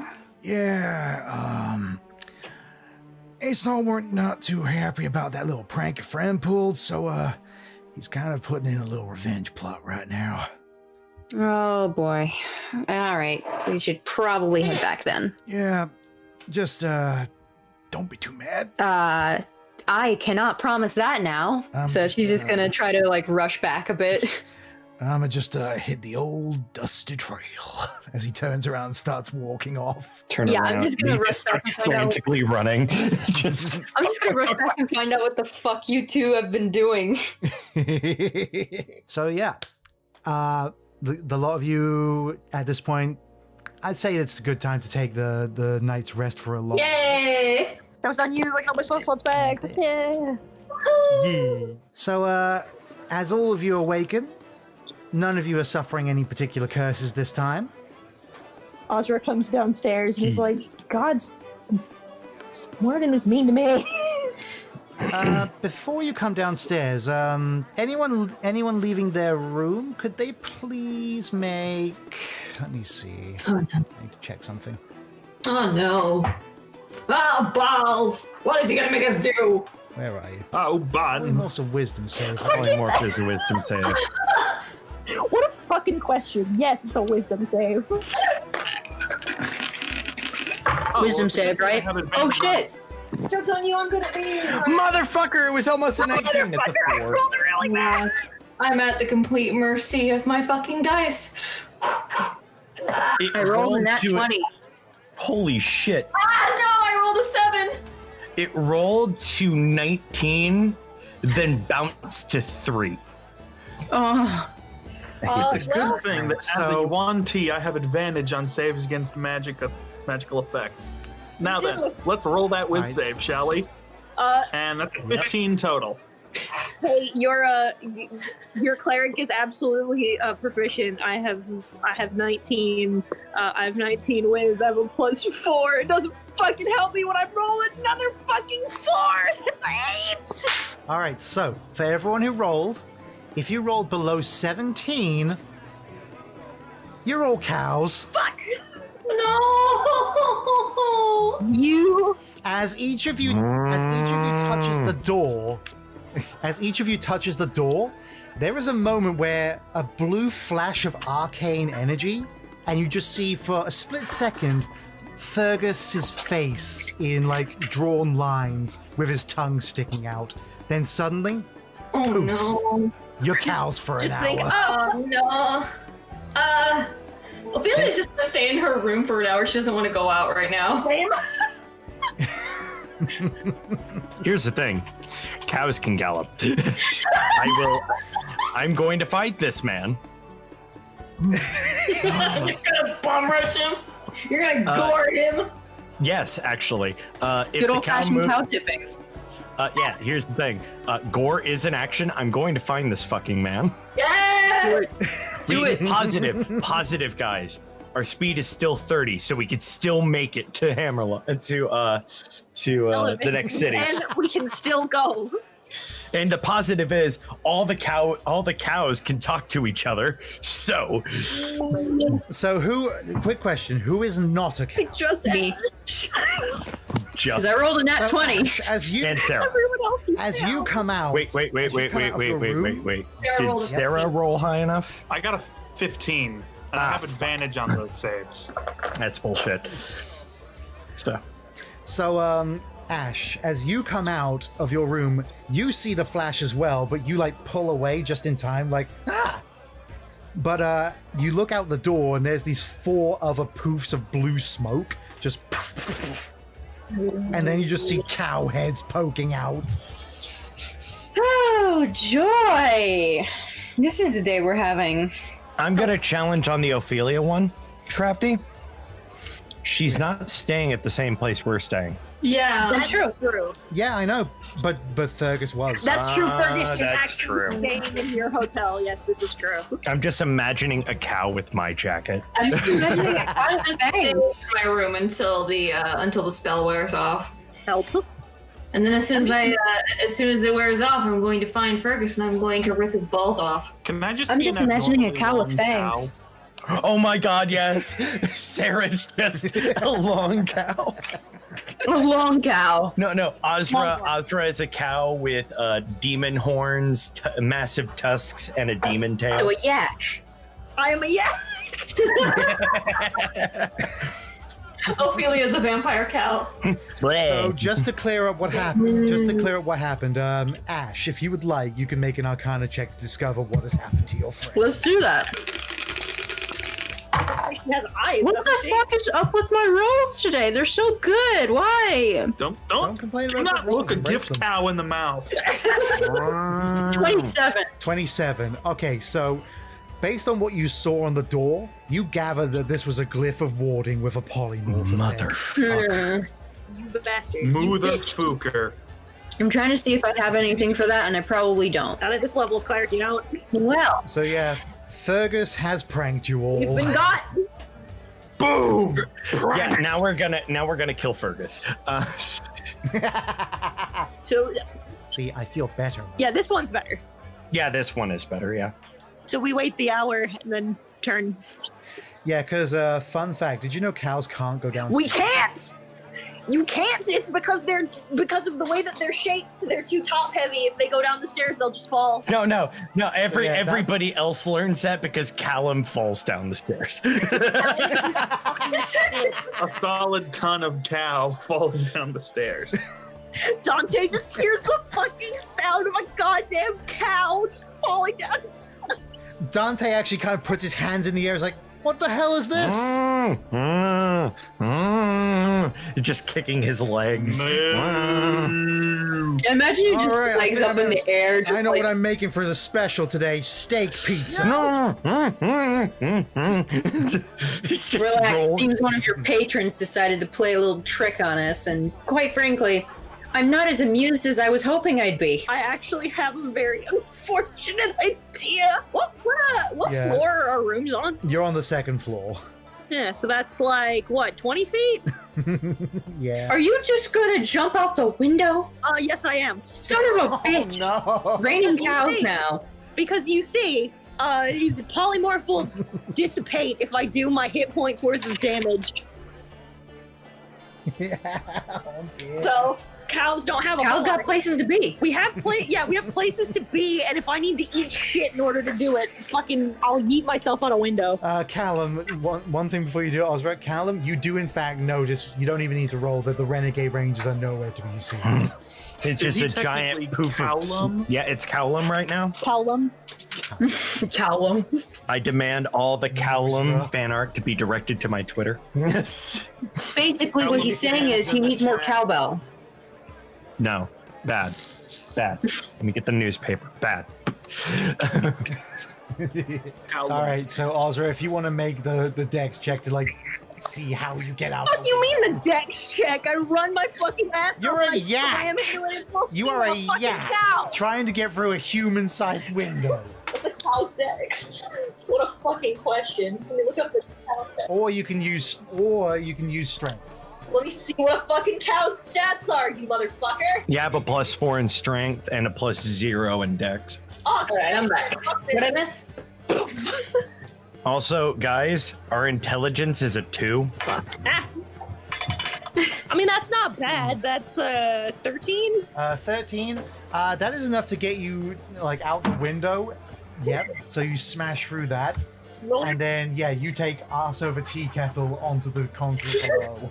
It's very confusing for the people outside. You just hear, you hear the fall, and then just smack, and then poof, and then smoke. Hold on, I want to see how much. Let's see, 20 feet. I think the ruling is it's like 1d6 for every 5 feet. It's 1d6 every 10 feet. A Wait. cow falling out of a 7 second-story points of window would bludgeoning damage. absolutely break bones, though. Let's be real. Oh, yeah. Oh yeah, so 7 points of bludgeoning damage as you fall. Is that enough? And just No. Your AC is How many hit points? 15. Your No, my- HP is 15, I mean. This is bullshit! It's cow shit. I am now laying. I'm just. There's also another factor.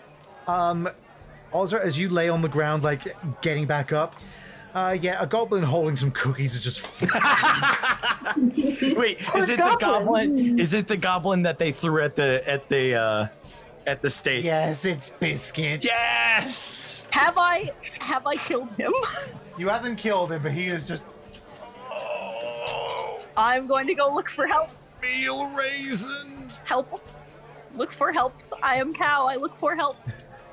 As soon as I hear the glass crashing, I'm just gonna look down at Callum. He still has his legs up in the air, and I'm just looking at him and like, "You're paying for this. I hope you know that."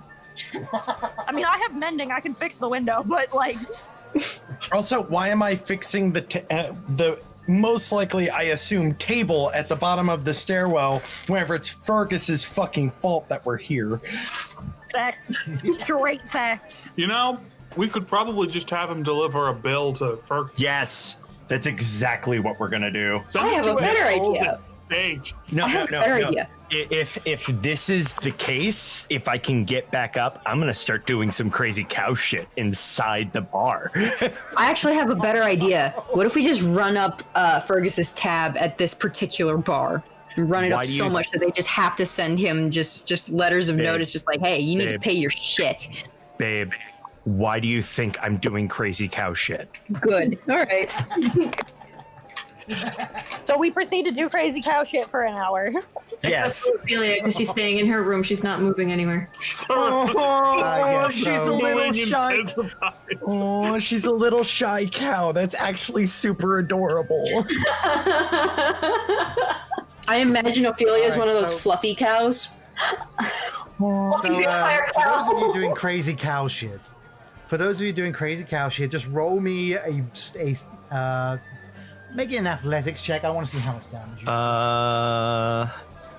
So that is strength plus would we be no, we're not proficient in it. So it's just you are yeah, so just +4. That's an is 18 in crazy cow shit. that is a fucking 12. I am throwing this dice. You're away. like, you are just like, you're so used to being like all polite and stuff. So you're like lightly nudging tables with a single hoof. Like, haha, you're knocking over glasses. Eating shit. As they're doing all of this, I'm gonna approach the bartender and I'm gonna put like a little. Yeah, he is like about to pull his great sword off the wall. All right, you fucking steak dinners.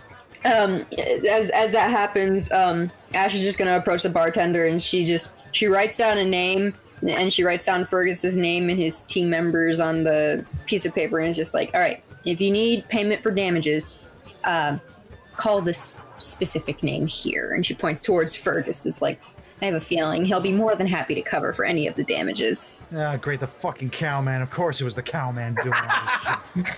Well, who else would you think it was? I don't know, the milkman? I mean, same thing. We're actually the cows from Diablo 2. So yeah, after an hour of causing fucking havoc and chaos in How this much place, damage? eventually, How much? yeah, that with an hour's time, yeah, pretty big damage. How So, much? Yeah, you all turn back. Ophelia is just gonna like carefully examine herself, make sure that she is humanoid again for leaving. Yep. Callum sits there on the ground. I am going to kill him. I am going to. I'll help. No, I'll hold him in place. You slit his throat. And then help it's yourself. up. Then he's like, oh, I just took a bath yesterday. Oh, fuck. All right, guys, can you do me a favor, all of you? Get the fuck out of your place. Yeah, start running. Fucking hates. Osra just sits up from the pile of broken glass and is like, huh. Didn't work as well as I thought it was going to. Fuck. Aren't you just getting up from a pile of broken goblin at this point? Yeah. Broken goblin and crushed dreams. And goblin. And Oh, sorry, little man. Run. You just see. Ophelia just like carefully walks down the stairs. To be fair, crushed oatmeal raisin cookies is not dreams, Sarah.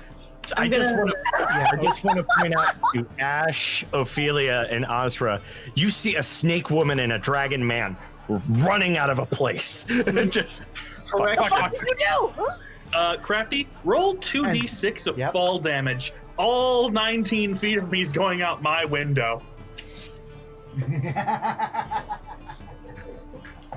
We can't keep getting kicked out of places. 5 points of bludgeoning damage as you spraying out of the window, just broined. Okay, I'm gonna go over and like go over to the dining area and see if I can find, or at least downstairs and see if I can find Fergus, because I know that he's in the same building as me. I know that. Make a perception Okay. check. For me. It's a 12. A 12. You don't see Fergus, but you do see a note. Bitch. I can only imagine the colorful language this has. It's just a picture of a cow, and then underneath is a text saying, "Hope you're moving right along." Bastard. Fuck you. I rip this up, throw it in the garbage, and just move along. We throw Ophelia's door open. We gotta go. I am on Would you As say you leave, you're Ophelia? moving along? No, you don't understand. There's a very angry man following us. We gotta go. I am Yeah, Ophelia, as you come out, since you're like high above, you're on like a higher level of the town, you could just like looking down, you see your friends in the street running down like the main street. Thank I'm you. gonna go over and follow them. Dante chasing after Yeah. them. Go over and join them, and then we're yeeting out. Yeah. Do I have? I do not. I was gonna say. Do I have message? If so, I was gonna be like, we gotta fucking go. I see you. I'm here. What did you do? Oh shit, we gotta go. Oh, Oh shit. So yeah, it takes a bit of running, but you do manage to get out of the outskirts of Lord Pact.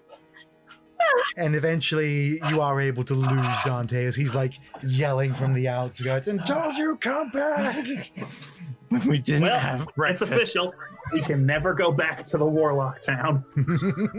I love the concept of us constantly being kicked out of towns. I'd like to come back to some of these towns. Destroy the rock, get kicked out of town. Uh, Destroy a room, get kicked out of a tavern. Kill a windmill. Get kicked out of town. Get kicked out for beating the stone. Stop. No, just I would like to She come back to tell him. She goes, "Can't you spend one night in a bar without breaking shit?" we killed a windmill and got kicked out. What do you want from us? 24 hours! 24 hours of peace without some sort of hypermasculine destruction! I'm begging you! It I know wasn't that you're our swimming fault in this estrogen, time. but Jesus Christ! It wasn't our fault. I was also a cow and I didn't destroy public property! You jumped out of a window. You almost killed a gremlin. You have no excuse on this one. I hate to move things along, but I would very much like to get to Animex. Sooner rather than later. Ah, yeah. So Ozra's leading the way as you make your way towards the next town. It is going to be a couple of days of travel. Can we go a little slower than normal? I'm a little chafed from dashing. That's fine. I can carry some of you if you want. No, just I can walk. I'll just sit in the back of the marching order. All right. So with that, if I could have someone roll a d4 Already. for the day to come. All right, I'll do it. That is a 2. So the first day of travel is fairly uneventful. It does give you like a chance to sort of calm yourselves a bit. You're still plotting this man's murder, but you're able to sort of like, okay, we're all good now. Mostly. So we'll But, bury yeah, the the body way we're- south of Fornest. Fatibald will cover for us. He's a good guy. He'll totally Fatibald? understand. Honestly, I would feel better if he actually was, above ground to a point where, he could give back to the earth, as it were. Trust me. It'd be He'll only give right back more considering being all the 6 good that feet under than he he- ever can on the surface.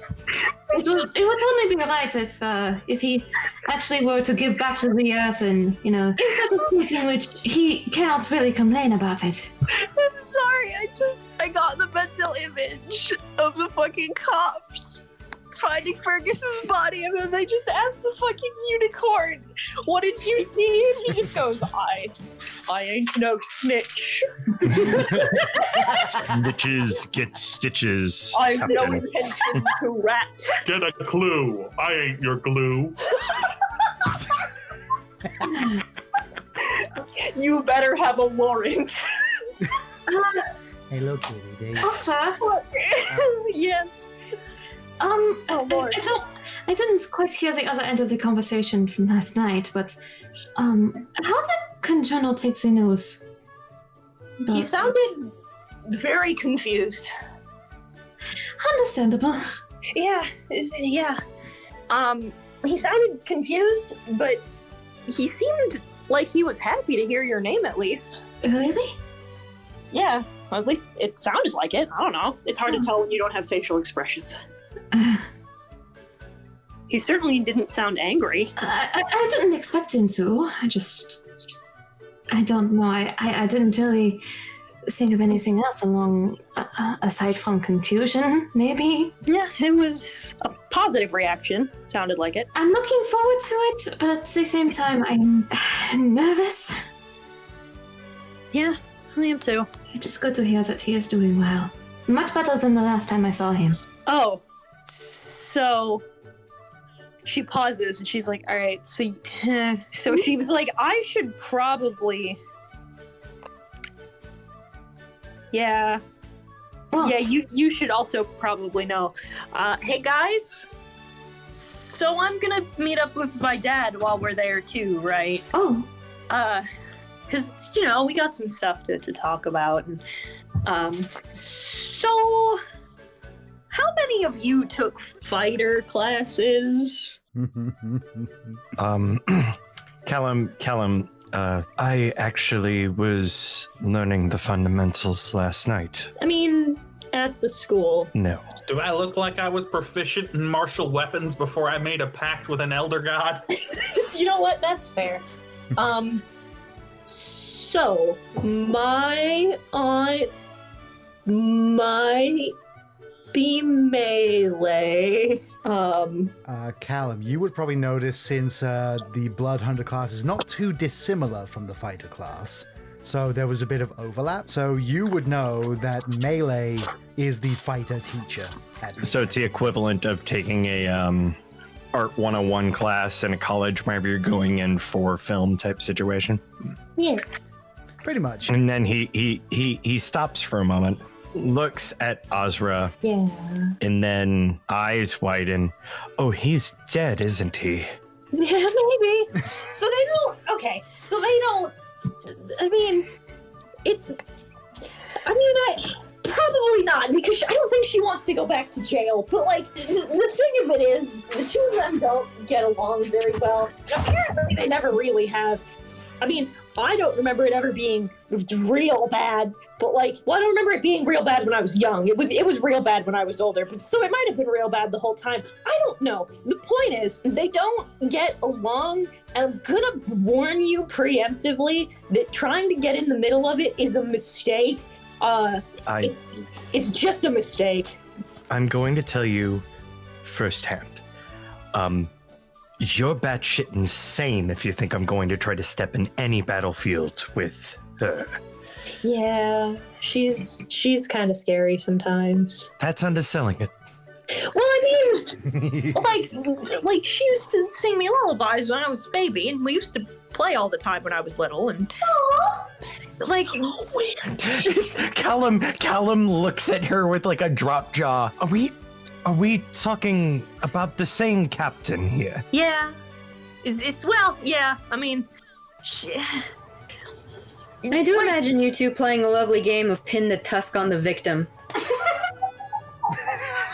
Listen.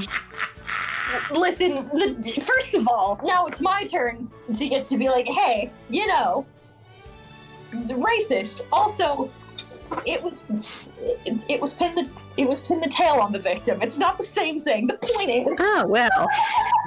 As long as it's a different appendage. Listen, I may have tied Asol's tail in knots a couple of times when I was little, and then got high fives later. The point is,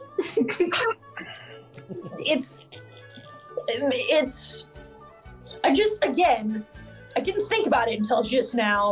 I didn't want you to be too particularly surprised by that. I'll never be ready, but thank you for the warning.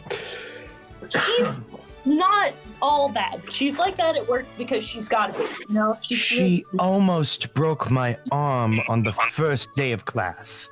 See? Almost. That means that you were probably one of the students she liked better. If she didn't like you, she probably would have just broken your arm. The counseling is working. My therapist says I need to calm down, so I'm here to ask what your fucking feelings are right now. My therapist told me I have to try and be more empathetic. I need to know what your fucking problem is.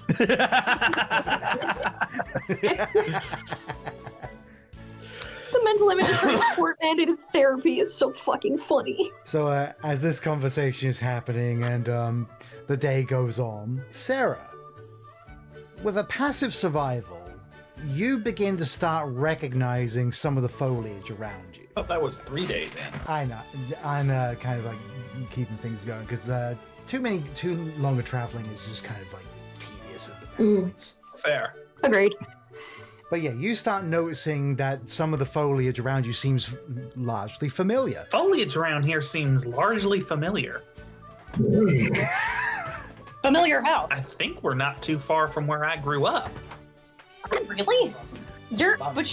Wait, actually, maybe I'm stupid. Is Sarah a rattlesnake? I mean, she looks towards the herbal. She pulls out her tail, sees the rattle on the end of it. Yeah, out of character, I was asking to be a constrictor, but yeah, so she just is like, but you're a rattlesnake. Shouldn't you have been from the desert? there are a number of things wrong with that statement. I don't know. Fuck. That seems a bit racist to me. Yes, Listen, it's kind of racist. Lots of rattlesnakes live in scrublands. Day one of the game, Callum is being mildly racist. Day number 467, Azra. I thought you were not. Why are you a rattlesnake? Aren't you supposed to be at the desert? That's racist. Listen, it's a forested area, and the only time I've ever seen rattlesnakes is living in the desert, and I would assume if you were part rattlesnake that you were from the place rattlesnakes are from. You know what they say about assumptions, correct? That's why I asked. Well, point being, I wasn't raised where I was born, all right? I just grew up around here, I think. Oh yeah, that's Way right. to check out, though. If nothing else, we have a free place to stay for the night. That's That true. we would. If we don't have to set up camp, that'd be great, actually. Well, only one way to find out, and I'll have Sarah start moving off the path. I'll follow Sarah. Sarah, if you can make a survival check just to see how you're getting through the trees. I would think that if it's particularly familiar terrain, I would just know where the paths are and slide along those, but... Oh, I know. I just want to see what happens. Indulge him. Well, the dice say 13. It has been a while since you've been here, so you kind of go on like an offbeat path, and you start crossing over the straight line that you would have normally had, because there was just a few Going over- was it that tree? No, it was that one.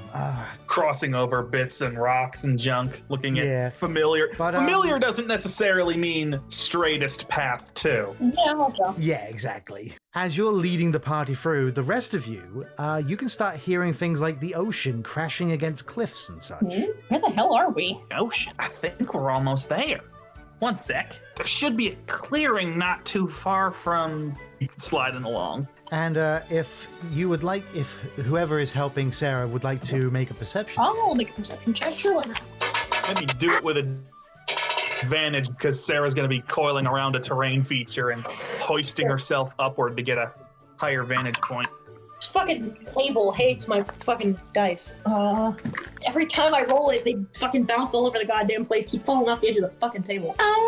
16 plus 8. All right, 24. Yeah, so with Sarah leading the way and you following up close behind, you're able to find this clearing she spoke of, and what you basically see is you're looking over the cliffside to what is known as the Fragle Coast. Oh, fucking course. The Fraggle Rock. You bitch. How fucking old are you? You're referencing Fraggle Rock, you fucking boomer. Yeah, I'm very old. I am the boomer. He is ancient. Truly. Fragle ghost. But what you also see is jutting out from part of this cliffside is sort of I want to say it's like if a wizard tower was coming out of the ground, and a number of small mounds with door-sized holes and such on them. Basically hobbit holes. Technically, it would be a single hobbit hole with a big-ass wizard tower coming out of the top of the hill. Yeah, there we go. Huh. I always forget how you described it exactly. Huh. Yep, that's the place. It's cool, actually. Wouldn't You have. haven't seen the inside. I We wouldn't- got a seaside view from a couple dozen feet underground. I wouldn't have expected the seaside laboratory, to be honest. Would anyone be occupying this area right now? You mean apart from the person who raised me? Yeah, it's occupied. But probably not by people, apart What from the the obvious. What the fuck does that mean?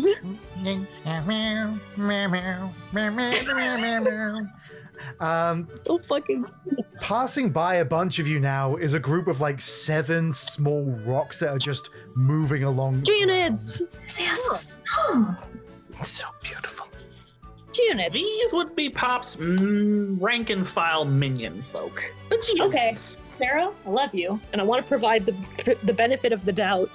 Every time that you speak, you cannot refer to his elementals as minions. I mean- really don't want to believe that your dad's an evil scientist, but you just called them his minions. Well, I mean, what else would you call small, disposable, low-health creatures that are meant to be summoned and then thrown at a problem until either it dies or they die? Familiars, usually. I found it- Familiar implies a singular entity. Unless they are using local illness. That is a matter of But yeah, you can see them heading over towards the hobbit hole, basically. You're so small. Tiny. And they're carrying various stones. Some of them are even precious stones as well. So he's an elementalist? Technically, he's an abjurer, but he figured that you could make a lot of money by pulling elementals from the plane of Earth and just setting them loose on a abandoned rocky area. I mean, that's a fucking business plan, I will say. If you need grant money, that's the way to fucking do it. It's handy for getting spell materials, too, considering how many raw gemstones are needed for that kind of crap. If he has a couple of spare diamonds lying around, I wouldn't mind holding on to some of those. I mean, it's not hard to get your hands on diamonds. Yeah, but it's sure shit expensive. I would blame the diamond industry for that. As you guys are having this conversation, coming out from behind where the Geonids were sort of leading the way, you actually see a short dwarven figure with a scowl that looks like it's consuming his face. Like every wrinkle is like focused on the brow. Perpetual resting hate face. Powerful. Hello, sir? Dressed in blue robes, holding a magic staff with a black rock upon it and wild white hair. Hello, sir? Welcome home, Cerestis. And you would be our comrades. Yes. Now, let us see if I can recall which is which, just from my observations. I'm sorry, from your what? My observations. She has informed you that I have been scrying on your activities, yes? No. We all look at Sarah in unison. I could have sworn that I did. I just got here. No, this is news to me. I have not been doing it the entire adventure, of course. Even I do not have the spell slots for perpetual scrying. Why do they But- keep saying spell slots? That is because you do not have them. A sophisticated wizard understands the concept. Now, if you will excuse me, I have elaboration to continue. Sorry, sir. I have observed you all since, well, roughly since jousting. Not the entire thing, of course. I missed whatever events led to you acquiring green dragon scales, as well as the acquisition of this. And he gestures the staff towards Ophelia. This. I have no idea what happened to your monk. I did not know them, and I have not bothered to invest energy scrying on them, so shrugs. Appreciate the straightforward answer, I guess. I am also the one responsible for her acquisition of that shield. Well, that one we know. Hello. Ugh, dogs. Yep, that was expected. Ugh, and it is stupid. That is bad. That is bad. I'm not stupid, I'm just intellectually challenged. It's a very polite way of saying stupid. Therefore, it is a waste. I'm a very polite shield. I will concede that point, if only to shut you up. Oh, I don't think that's going to happen. I'm not very good at stopping talking. From my observations, you're not very good at starting talking either. Oh yeah, there is that too. Just having this conversation with the fucking item. I did, however, absorb your fight with the barbarian, as well as the attack by the blue goo crew after the fact. Feels so fucking weird to have this character refer to them as the Blue Goo Crew. Call it what you will, that is merely what Brackish and Kiki decided to name them. It is kind of stuck in a few academic circles. Speaking of the oozes, Cerestis, you do have that sample I asked for, correct? Yep. Right here. Excellent. This will be very useful for my studies. Good. Cool. All of you, inside. The weather around the terrain near Elamix tends to fluctuate rapidly. I blame it on storm sorcerers. They just can't keep it to themselves. What time of day is it? By this point, it is like late in the afternoon, approaching evening. I'd like to try and, if you can observe the weather from here, I'd like to try to set out as soon as it clears up tomorrow. The top of the tower does have a few instruments that I use to measure the fluctuations. There is generally a pattern. It tends to pick up close to the late evening. I think it's because the sorcerers are engaging in fornication, but that is only a theory. I see. Actually, I was wondering if I could spar with Ash for a tiny moment while the weather is still clear, or as clear as it can be. I have spaces Oh. suitable for that assigned underground. You Cool. may use one of my own training caves. Okay. I'd like to, if at all possible, sir, if you wouldn't mind, I would like to observe some of your instruments. Ah, yes, the oboe. Do as you wish, just do not knock over anything important. I won't. Thank you, sir. Knocks over a vase. Oops. I'm now in debt to the host club. My late wife. He then points to Ash and you. I am not certain. I do not know you personally, so try not to take it as a personal slight. But I know that you are a rogue.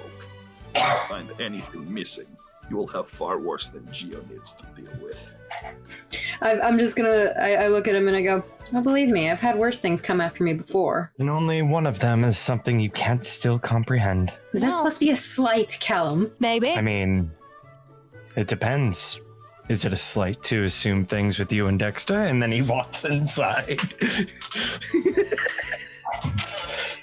How about you go tumble down the stairs some more, Callum? Karloff shouts out a few words in Primordial and getting a couple of the Geonids' attention. Prepare quarters for them. That also means to clear out Cerastes' rule again. It is not needed as storage for the moment. Gee, Dad, thanks for totally not touching my room while I was gone. You have been gone for 3 years. That's kind of fair, but yeah, all right. Ozra's gonna observe all of his cool wizard tech. Yeah, he's got a whole bunch of shit up there. Stuff to measure the weather, a dedicated scrying bowl. She defo taking notes on that. That's gonna be useful later. I've used this for numerous observations across several parts of Grand. Can I actually, at this level, can I? I think I can. I'm gonna try. You have 5th level spell? I do. I have one. I will, you know what? I'm gonna fucking do that. Why the fuck not? I'm not gonna commune with my god tonight, and if we're hanging out, I'm probably not gonna need to summon anything. Got a tank up there full of holy water that he can twist a nozzle on and fills the bowl up. I was about to say, if you need more while we're here, I can make some more for you. I generally extract my water from the ocean, boil out the salt, and then get it blessed by a third party. If you wish to do this, I will allow it in exchange for your scrying on Sure. whatever it is you want to do with the bowl. Yeah. As long as it retains its ability to continue its purpose. Oh, yeah. I can, she's like, she kind of, there's a pause and you just see the look change as she tries to find a way to say it that isn't mean. She's like, I have a much more delicate touch than most of the party. Speak for yourself. You were all just doing crazy cow shit. You did touch a goblin carrying And cookies. so did she. I know. I'm just Hey, but saying. like- You But were, like, Ophelia stayed in her room like a good cow. yeah, you were a good cow. I mean, With a delicate touch, it says the woman that jumped out of a window And crushed a goblin. and crushed the goblin. And a goblin and you're carrying messing oatmeal raisin with her. cookies. You know what? He deserved it. As you're messing with the scrying bowl, he's going to take the sample that Sarah gave him, fit it into an instrument, and begin doing some mage shit to it. I'm Right. gonna scry on my dad. I want to see if he's gotten there already. All right. Let's see. How many times are you able to do this? Only the once. Alright. Well, Many actually, times hang you on. have spell slots for. Actually, hang on. I want to check something because I know there's a new. I don't need to use one of my because one of the things I know you can do that Tasha's added. The restoring spell slots with challenge. Yeah, That's yeah, I'll fine. do that. So she goes, I can do it twice. So, as you sit there and It's a minus. What It's a use- minus 5 because I know him well. yeah, so I'm thinking of how to do this. The way I'm seeing your scrying work, you know how when there's like a surface of oil on water and you light it up and it's like those like alcoholic drinks on Mhm. fire? Imagine the scrying bowl doing that. Yeah, so floosh. She just kind of I love that. I have a much more gentle touch, and then the bowl just lights on fucking fire. How do you set water on fire? She immediately. Eat your She immediately turns to him and goes, it is supposed to do that. It's technically supposed to But, do that. But it Yeah, never it's- stops being unnerving. It's supposed to. When I do it, it's fine. So as the flame lights up on the top of the water, your eyes glaze over as you are effectively like out of body experienced, flung from the tower's top, just until you're like almost astral projecting yourself over Elemix, and you start seeing a figure running through those streets. Holy fucking ass! Come on! I don't need this right now. I don't need this. We're trying to sort this out, aren't we? I'm gonna fucking kill you. It is like a car chase on foot throughout all of Elemix. You didn't fucking tell her, you fucking cunt. You told me you did. That actually kind of surprises her. Like, look. You are trying to kill me all the time. What was I supposed to say? The truth, you asshole! Would you have killed me if I did? Yes! There's your problem! So you're essentially seeing a comedy of errors playing out as your father is just trying to evade melee, and no one dares to stop. Yeah, it'll be all right.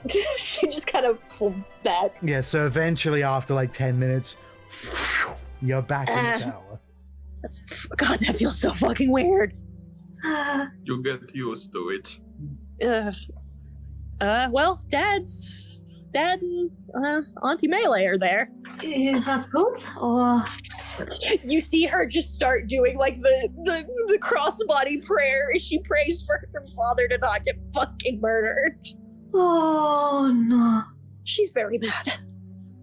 Uh, I don't think we live in a world where she could not be mad. hmm. But yeah, I can do it again for you if you give me a minute. Yeah. I'm gonna use the channel divinity to. This is the first time I've ever done this too. Yep. So it restores a missing spell slot. Blip. Fucking feels weird. The weird cycle of the energy drain and then the energy coming back. Clearly, you have Just never you feel like the experienced back of the Moradin's arcane hand tap your recovery back. skill. I haven't ever really tried it. Feels weird.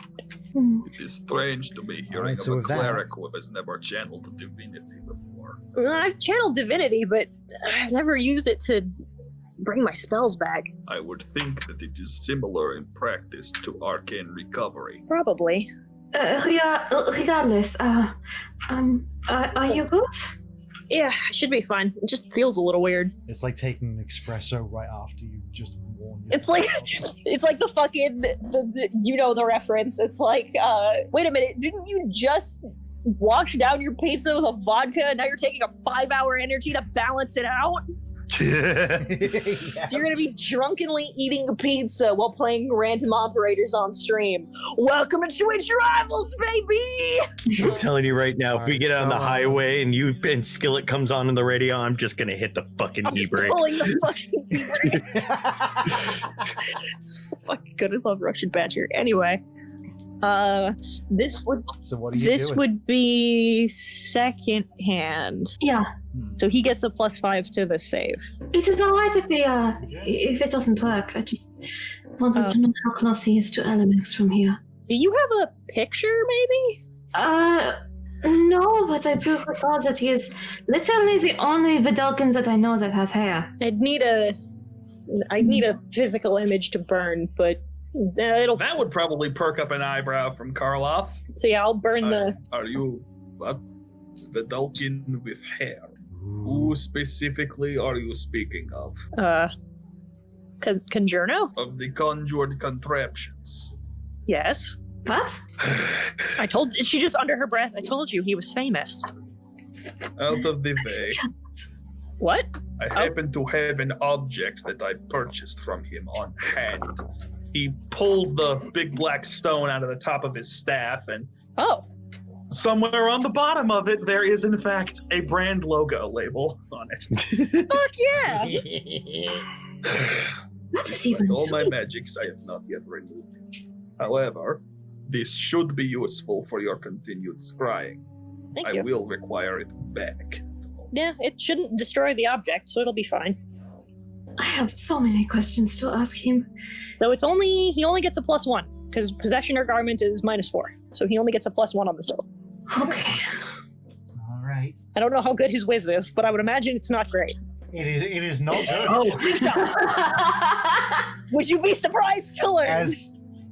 Would you be surprised to learn that the high-end caster does not have a high wisdom? The maker of bad decisions. We love him. As you are once again propelled out, you do in fact see, coming just outside of Elemix, you see before you a tall man dressed from head to toe, quite literally, in golden. I hesitate to say you would notice it being armor, but very shiny. I am fucking mega. Big, I couldn't very be. shiny coat. I couldn't be more proficient in armor if I fucking tried. I absolutely know that it's armor. I know, he deliberately designed it so it doesn't look like armor, but it's still shiny. The wicked head. Just offhandedly. And you see that he's carrying with him a briefcase as well as he's taking his walk towards Elemix. Is he alone? No, on his shoulder is a small... Oh, baby! Atticus. And the owl sort of is like looking around, and then it looks at you. Oh, he knows. Oh, he knows. Oh wait, does he have? does he have true sight? Oh. Who? She waves? Question mark. He like flaps a wing. At Weird. You. Weird. Ash was just gonna walk up and try to give him like a little head pat. Yeah, just. Oh no, none of you are seeing this. Only Osric seeing it because she's Yeah, he just comes out of it and just looks a little afraid for a second. I got spotted All right. by an owl? Would I remember an owl at all? You do not. He was adorable. He waved, so he wasn't mad at me, but I don't know how to feel about being made by a familiar. Thank you, Rock, out of the sun. Thumbs up. I'm gonna just, we're gonna just. So, how far away was he? He's coming into the city Now? So it looks like if we head out tomorrow morning, we should be able to meet up with everyone from there. All right. She returns, she dries off the stone first before she hands it to him, before she gives it back to Karloff, and she says, if you already extended it, but I'd like to ask formally if it's all right if we spend the night here. That was the intention. I knew Cerestes would be coming because she had a sample I had requested. It's true. Thank you for your hospitality, certainly. He's just kind of looking at you. Like, Durgar don't really understand hospitality. She just kind of tenses, like, I'm just trying to be nice. Yeah, I'm gonna go. Cerestes is probably dying to show you around. In the meantime, I have experiments to continue. Yeah. Go find Sarah. She would be showing everybody the tunnels that make up the whole of the compound. So the Geonids dig these? Well, sometimes, more often than not, he tries to call up a bigger elemental, but that doesn't always work out. And the ones that he can get aren't always intelligent enough to barter with, so sometimes he's just got to banish them and wait a couple days. So, where's the sparring area? Oh, yeah, we had a couple different caves. I think the main one's probably blocked off, but we've got a couple side ones that we use for just throwing spells around without worry about consequences. You can get as rough as you need to down there if you don't mind total darkness. Does anybody else want to join us? No, to be honest, I'm kind of interested in seeing the rest of the tunnels. Oh, you gotta see my favorite part. Sure. I'm probably gonna follow along with Callum here because I'm genuinely curious.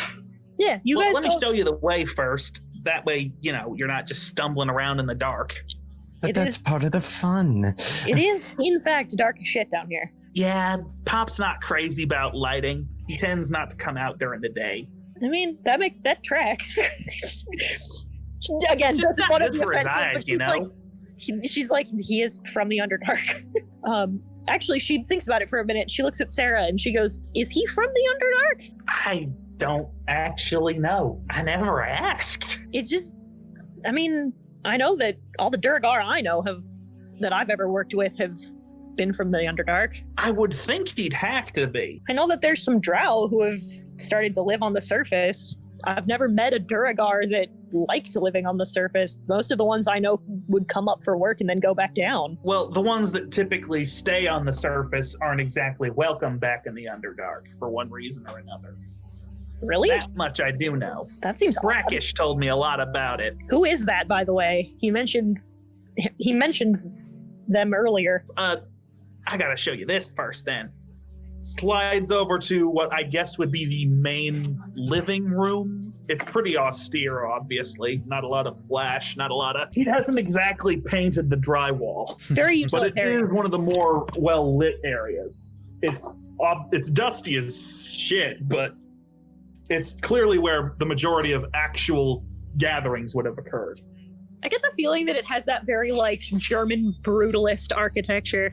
Yeah, let's go with that. That tracks. She'd slide on over to maybe let's go with a bookshelf. Pull off a real dusty old picture book.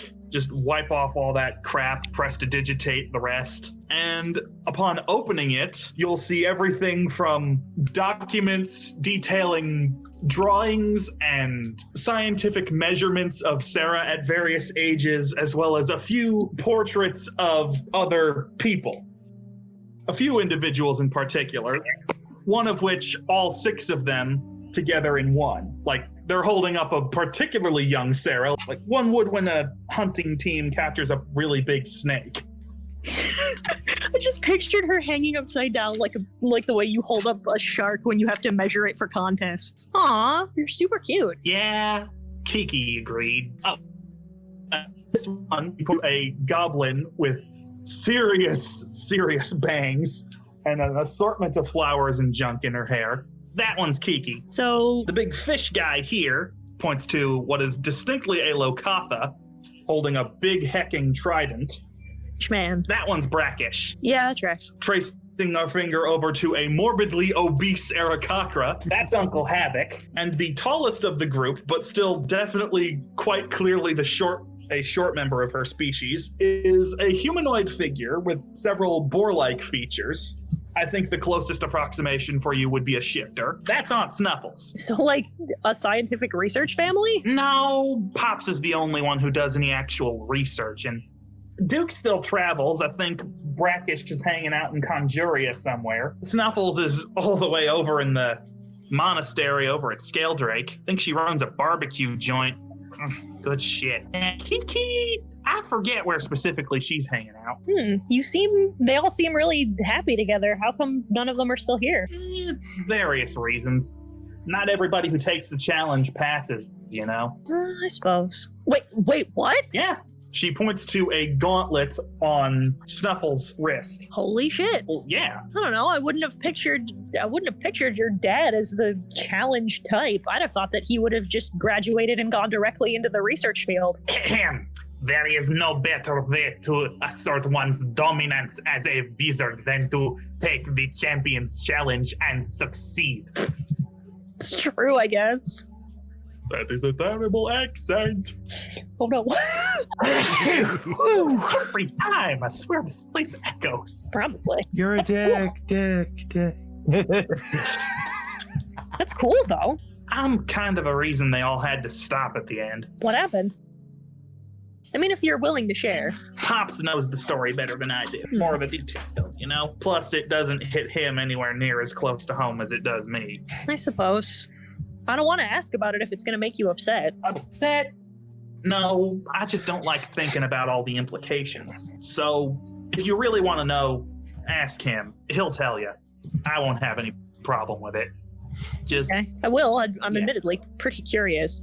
And then she's going to kind of pause for a minute. And she looks at Sarah and she says, I didn't want to push before because I didn't feel like I knew you that well, but I do want to ask. You said before that you were between faiths and stuff like that's changed, obviously. But I mean, I'd be remiss if I didn't ask. Divine Soul clerics Divine Soul sorcerers don't just materialize. Do you know who your godly parent is? Unfortunately, yes. Pops has more of the details on that, as Alright. well as several, I imagine, very detailed records somewhere around here. I don't know where he keeps the specific scientific data on me. He doesn't really like to. He doesn't want to risk that I read anything that could be. I've said too much as is. Okay. Were you at least happy as a little kid? Kind of a mixed bag. Obviously, I didn't turn out to be a complete psychopath, so he wasn't the main driving force of my upbringing. She snorts like Jesus. She's like, I wasn't gonna say it, but I mean, now that you have. I never had much talent for wizardry, but I did have an extended family. Despite everything, everybody here really liked to check in on me. I might have been the reason they all split up, but I'm definitely the reason they all bother to come back together at all. That's good. It's nice to know that something good came of it all in the end. Yeah, I just wish they could have gone further than Elemix. She looks a little surprised. Well, then we have to win posthumously, don't we? You mean after we've died? No, I mean, we have to That's win. what posthumously means. Yeah, I know. I meant it metaphorically. Never mind. We have to win for them is what I meant. That sentiment I can respect. Listen, it's been a long couple of days. I believe you. Yeah. You want to see the ocean from below the waves? Absolutely, I do. Then I will go with Sarah. We will let Ash and Callum do the thing now. Let them do the thing. All right. So, Ash and Callum, what are you doing? Okay, so here is what I want to do. Callum walks into the area and just looks around. Now, you may be wondering why I'm asking you to spar. Well, out of our entire group, you and I are more of the traditional martial classes, am I wrong? Not entirely wrong. So this is what I'm planning. He pulls out both of his scimitars, flips one around, and hands it over to Ash. Well, fun. I'm not going to teach her anything. This is... Remember the barbarian city? Yeah, Remember whenever the champion said she was holding back? right. I have this idea. We take off our armor and just wear plain clothes. We fight only with scimitars, and we only use the abilities that we have garnered. Not any magic, including my blood magic. No cleric magic. No cleric magic. The first person hit the other person 10 times wins. This is a battle of dexterity and will. Can we make it 5 because 10 is actually quite a lot? Yeah, I'm saying 10 because I get 2 attacks per action and I have action surge. Yeah, but also That's fair. But she also only gets 1. True. Okay, what do you think? I'm game. Let's go. So Callum goes down. He is basically just wearing his pants and just his top. So if we can limit our strength, we can actually get our base more collected. So whenever we run across a situation where we need to use our full strength, we won't be holding back, if that makes sense. It does. Quick question out of character. You just gave me a regular scimitar, right? Yep, just a regular scimitar. So Right. And yeah, no other, we can't use any other weapons other than the scimitar. just the scimitars, yeah. Yes. It's a scimitar, not a rapier. Fucker. I can't use rights. I can't use mutagens. I can't use blood maledicts. And you're at base AC, so just 10 plus dex. 10 plus dex, which she's And going to have a I- better AC than I do. Kinda, not really. Also, I'm not gonna have my 2-weapon fighting anymore, so whoops. If you want to use your own daggers, we can go that way. Nah, I think it would probably take the fun out of this. Okay. Also, are we just out in the open, or what is this? Make a perception check, Okay. because none of you have looked around the room. I have a 22. 19. It is a very open space, almost like nothing but like small rocks around you. You can't even see like the opposite walls because it's just dark. Oh, it's dark in here. Oh, okay. Which means you can hide, because dark vision doesn't mean I could clearly see everything. And I can fly. Yeah, it's true. So, shall we begin? Yep. Roll for initiative. Alrighty. Oh, that's an 18. Non-natural 20. I go first. Alrighty. So, Callum rushes forward. and goes in for 2 strikes. 13 plus 8, a hit.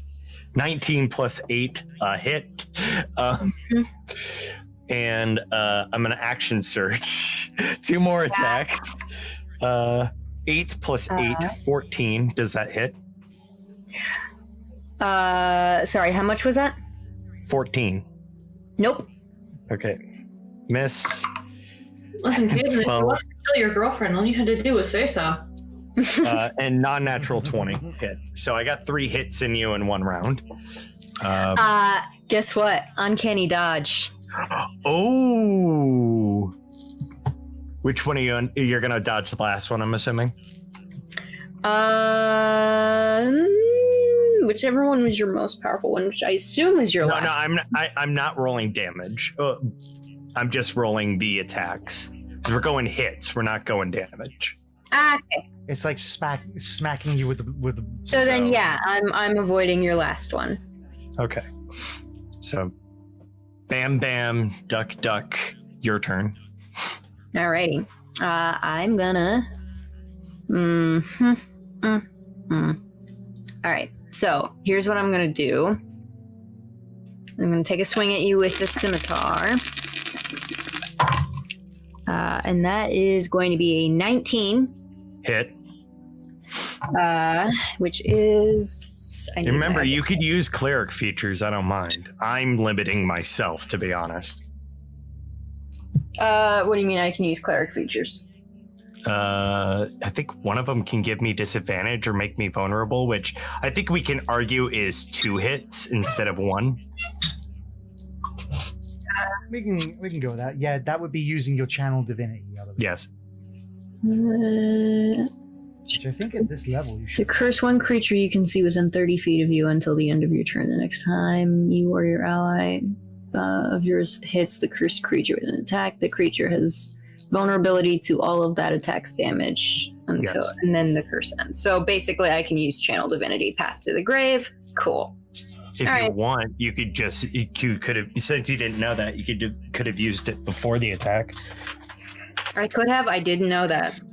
Don't worry, I will allow it. Alrighty. So I got 2 hits. You got 3. Well, here's how I'm going to say this, because this is a really cool channel divinity. I love it a lot. Callum, for a brief moment in the darkness, you can see the outline of the Iron Judge and these green glowing eyes instilling you with fear, pure fear. Oh, that's actually fucking good. So I get just the 1 attack with the scimitar, right? Yep. So that's 1d6. No damage, babe. No damage. Oh, that's right. I forget. All right. So that's just the 1 that I'm using on you, which means I just land a hit on you, so you're fine. Okay. This is and why that's just 1 hit. So 2 because of the vulnerability. Yeah. Okay. So technically 2 hits, and then after that, I'm going to use my bonus action, and I am going to try to fly up against the wall and hide. You can't even see the wall. It's a very wide expanse. I will hide in the dark. That works. Okay. So that gives me disadvantage on attacks. Okay. So at the moment, I think it's 2-2. 2-3. I hit her 3 times. I see. Okay, so I am going to rush in the general direction that I thought I saw her, jump in the air, and try to get in for 2 strikes. So that's 2 attacks with disadvantage. It doesn't matter. That's a 12 plus 18. 12 plus 8, sorry. So that's a hit. Second one, oh no. The second one was a 17. 6 plus 8, so I miss. So I hit the first one and miss the second. So just tink. So you got 1 in there. Yeah. So now it's 4-2. You got to find a way to hit me multiple times. Okay. This is why I said 10, Crafty, because, like, yeah. But Wait, how many hits do you have now? That could take. I've taken 2. You've taken 4. Okay. Yeah. So, I assume my channel divinity is still active. It only lasts the one turn. Oh, it only lasts the 1 turn. But Ash, at the start of your turn.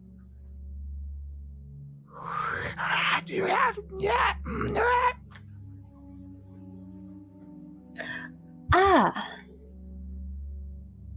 What is that? You don't know. I'm sorry.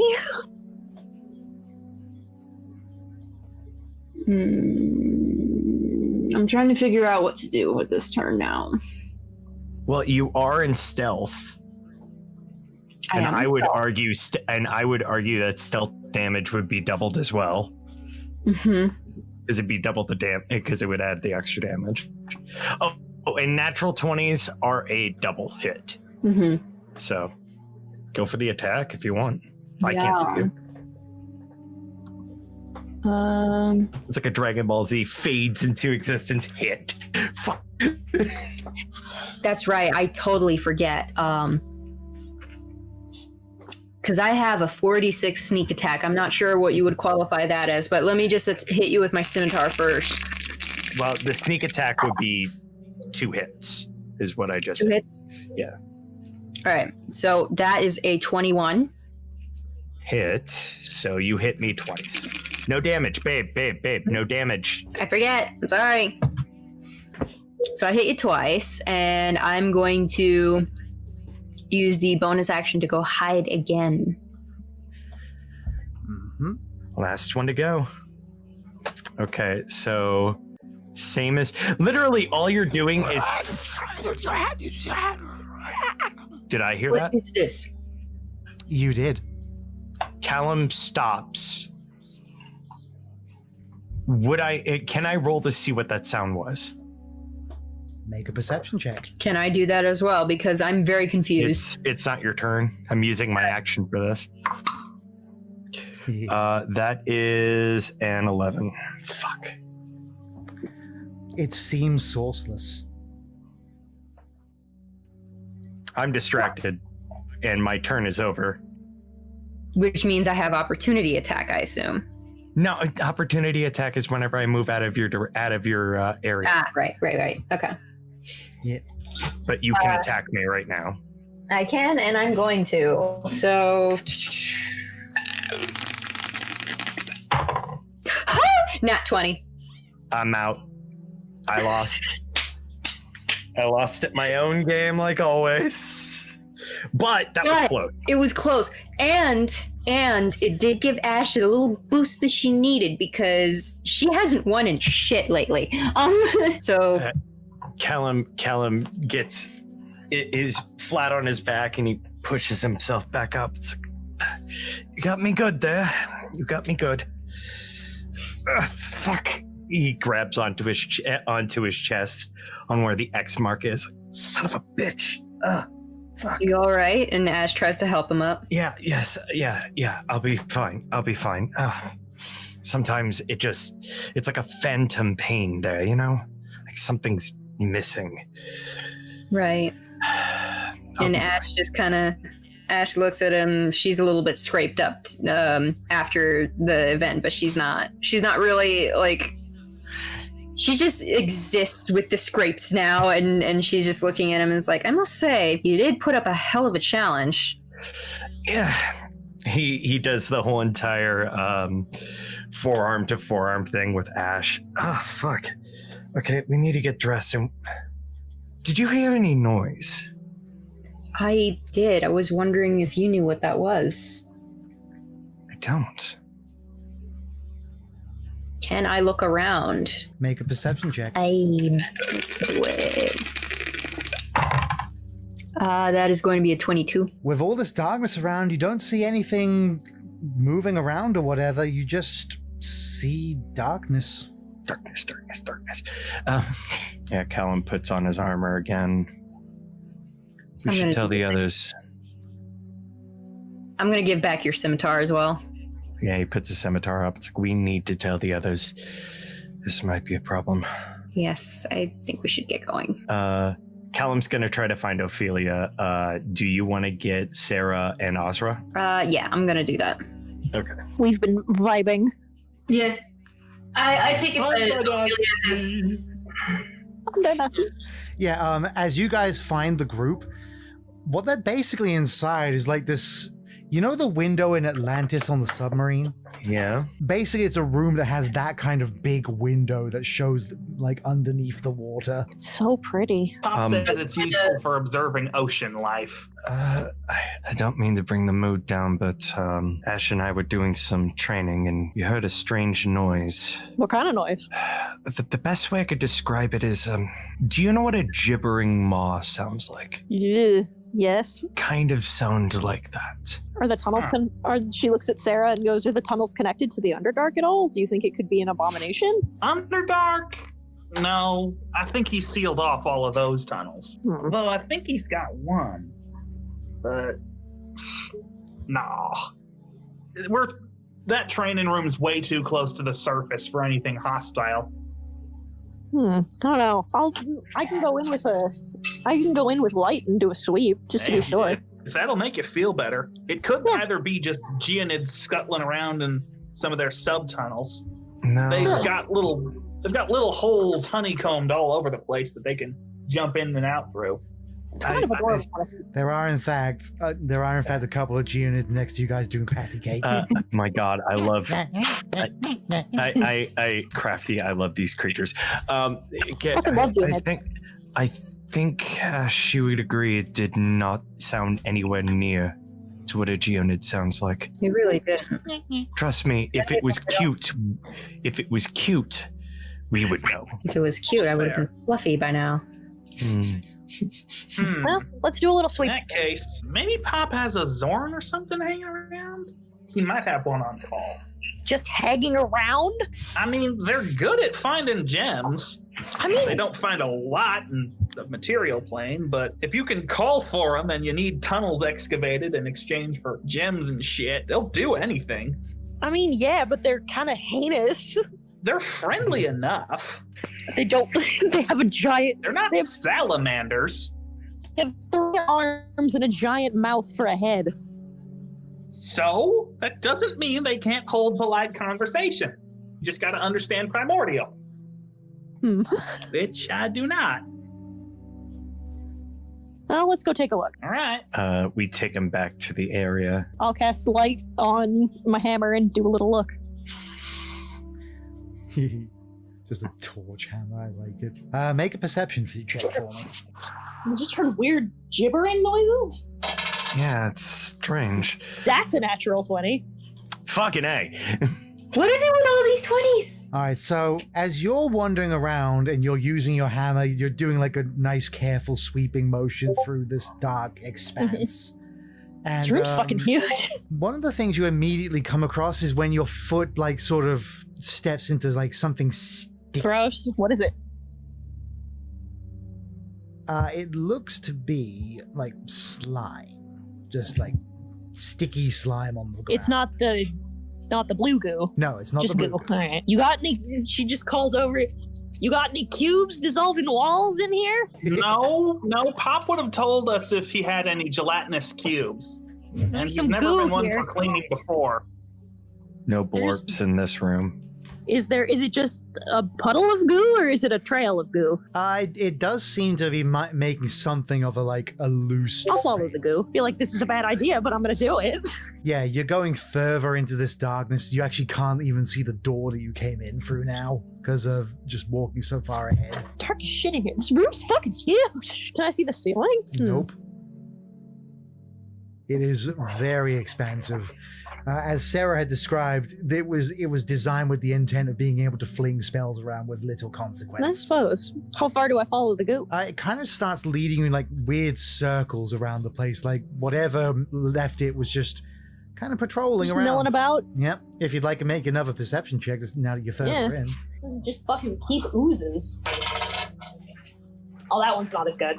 11. You're kind of like not sure what the pattern is. and it's just odd. But then, as you're traveling further in, you just hear blimp, blimp, I don't like that. blimp. Follow the noise. As you follow the noise, eventually, possibly attracted by your light, you see what looks to be a little balloon with eyes. Blimp. That's not what it sounded like.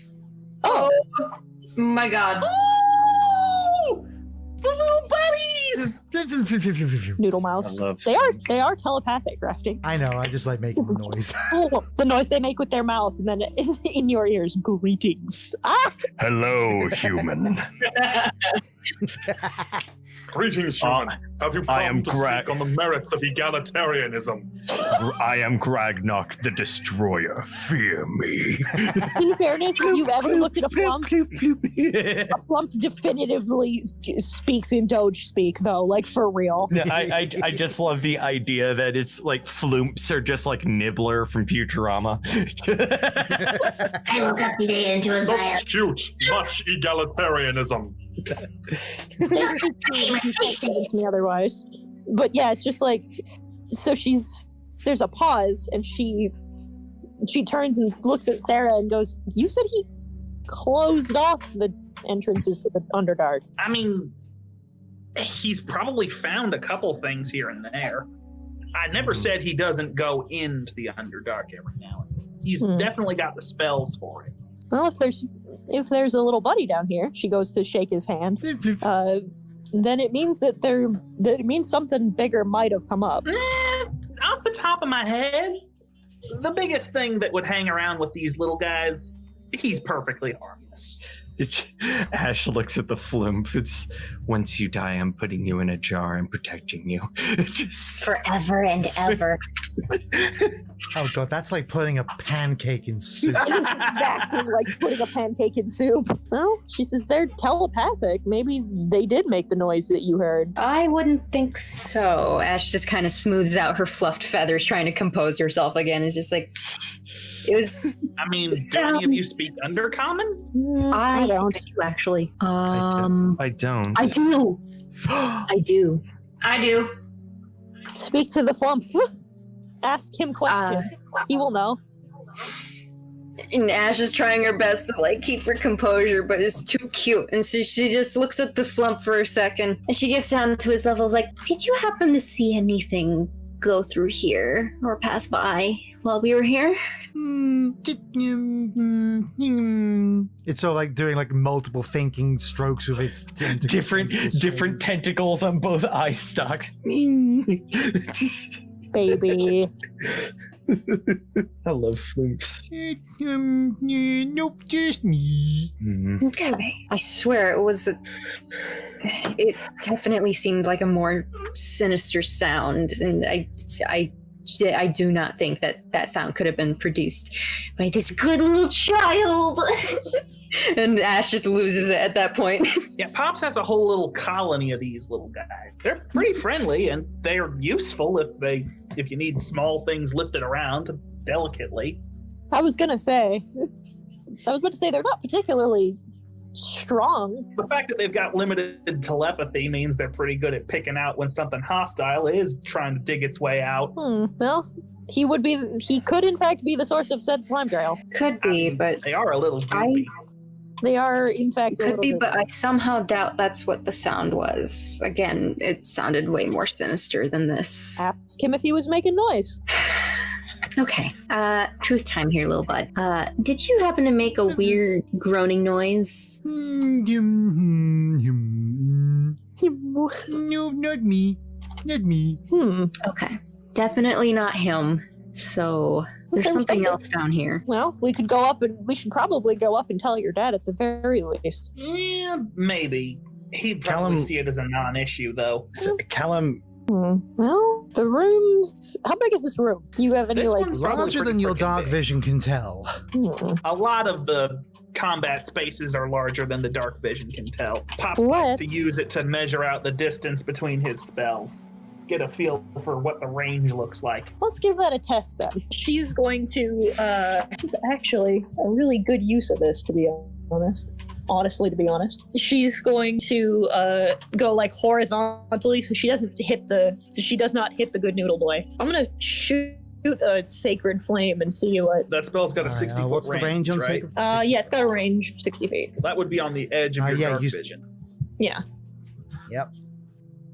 And it, so I just want to see if it lights up anything else. All right. The Sacred Flame, do a perception check with disadvantage just because it would only be the briefest amount of light. Yeah.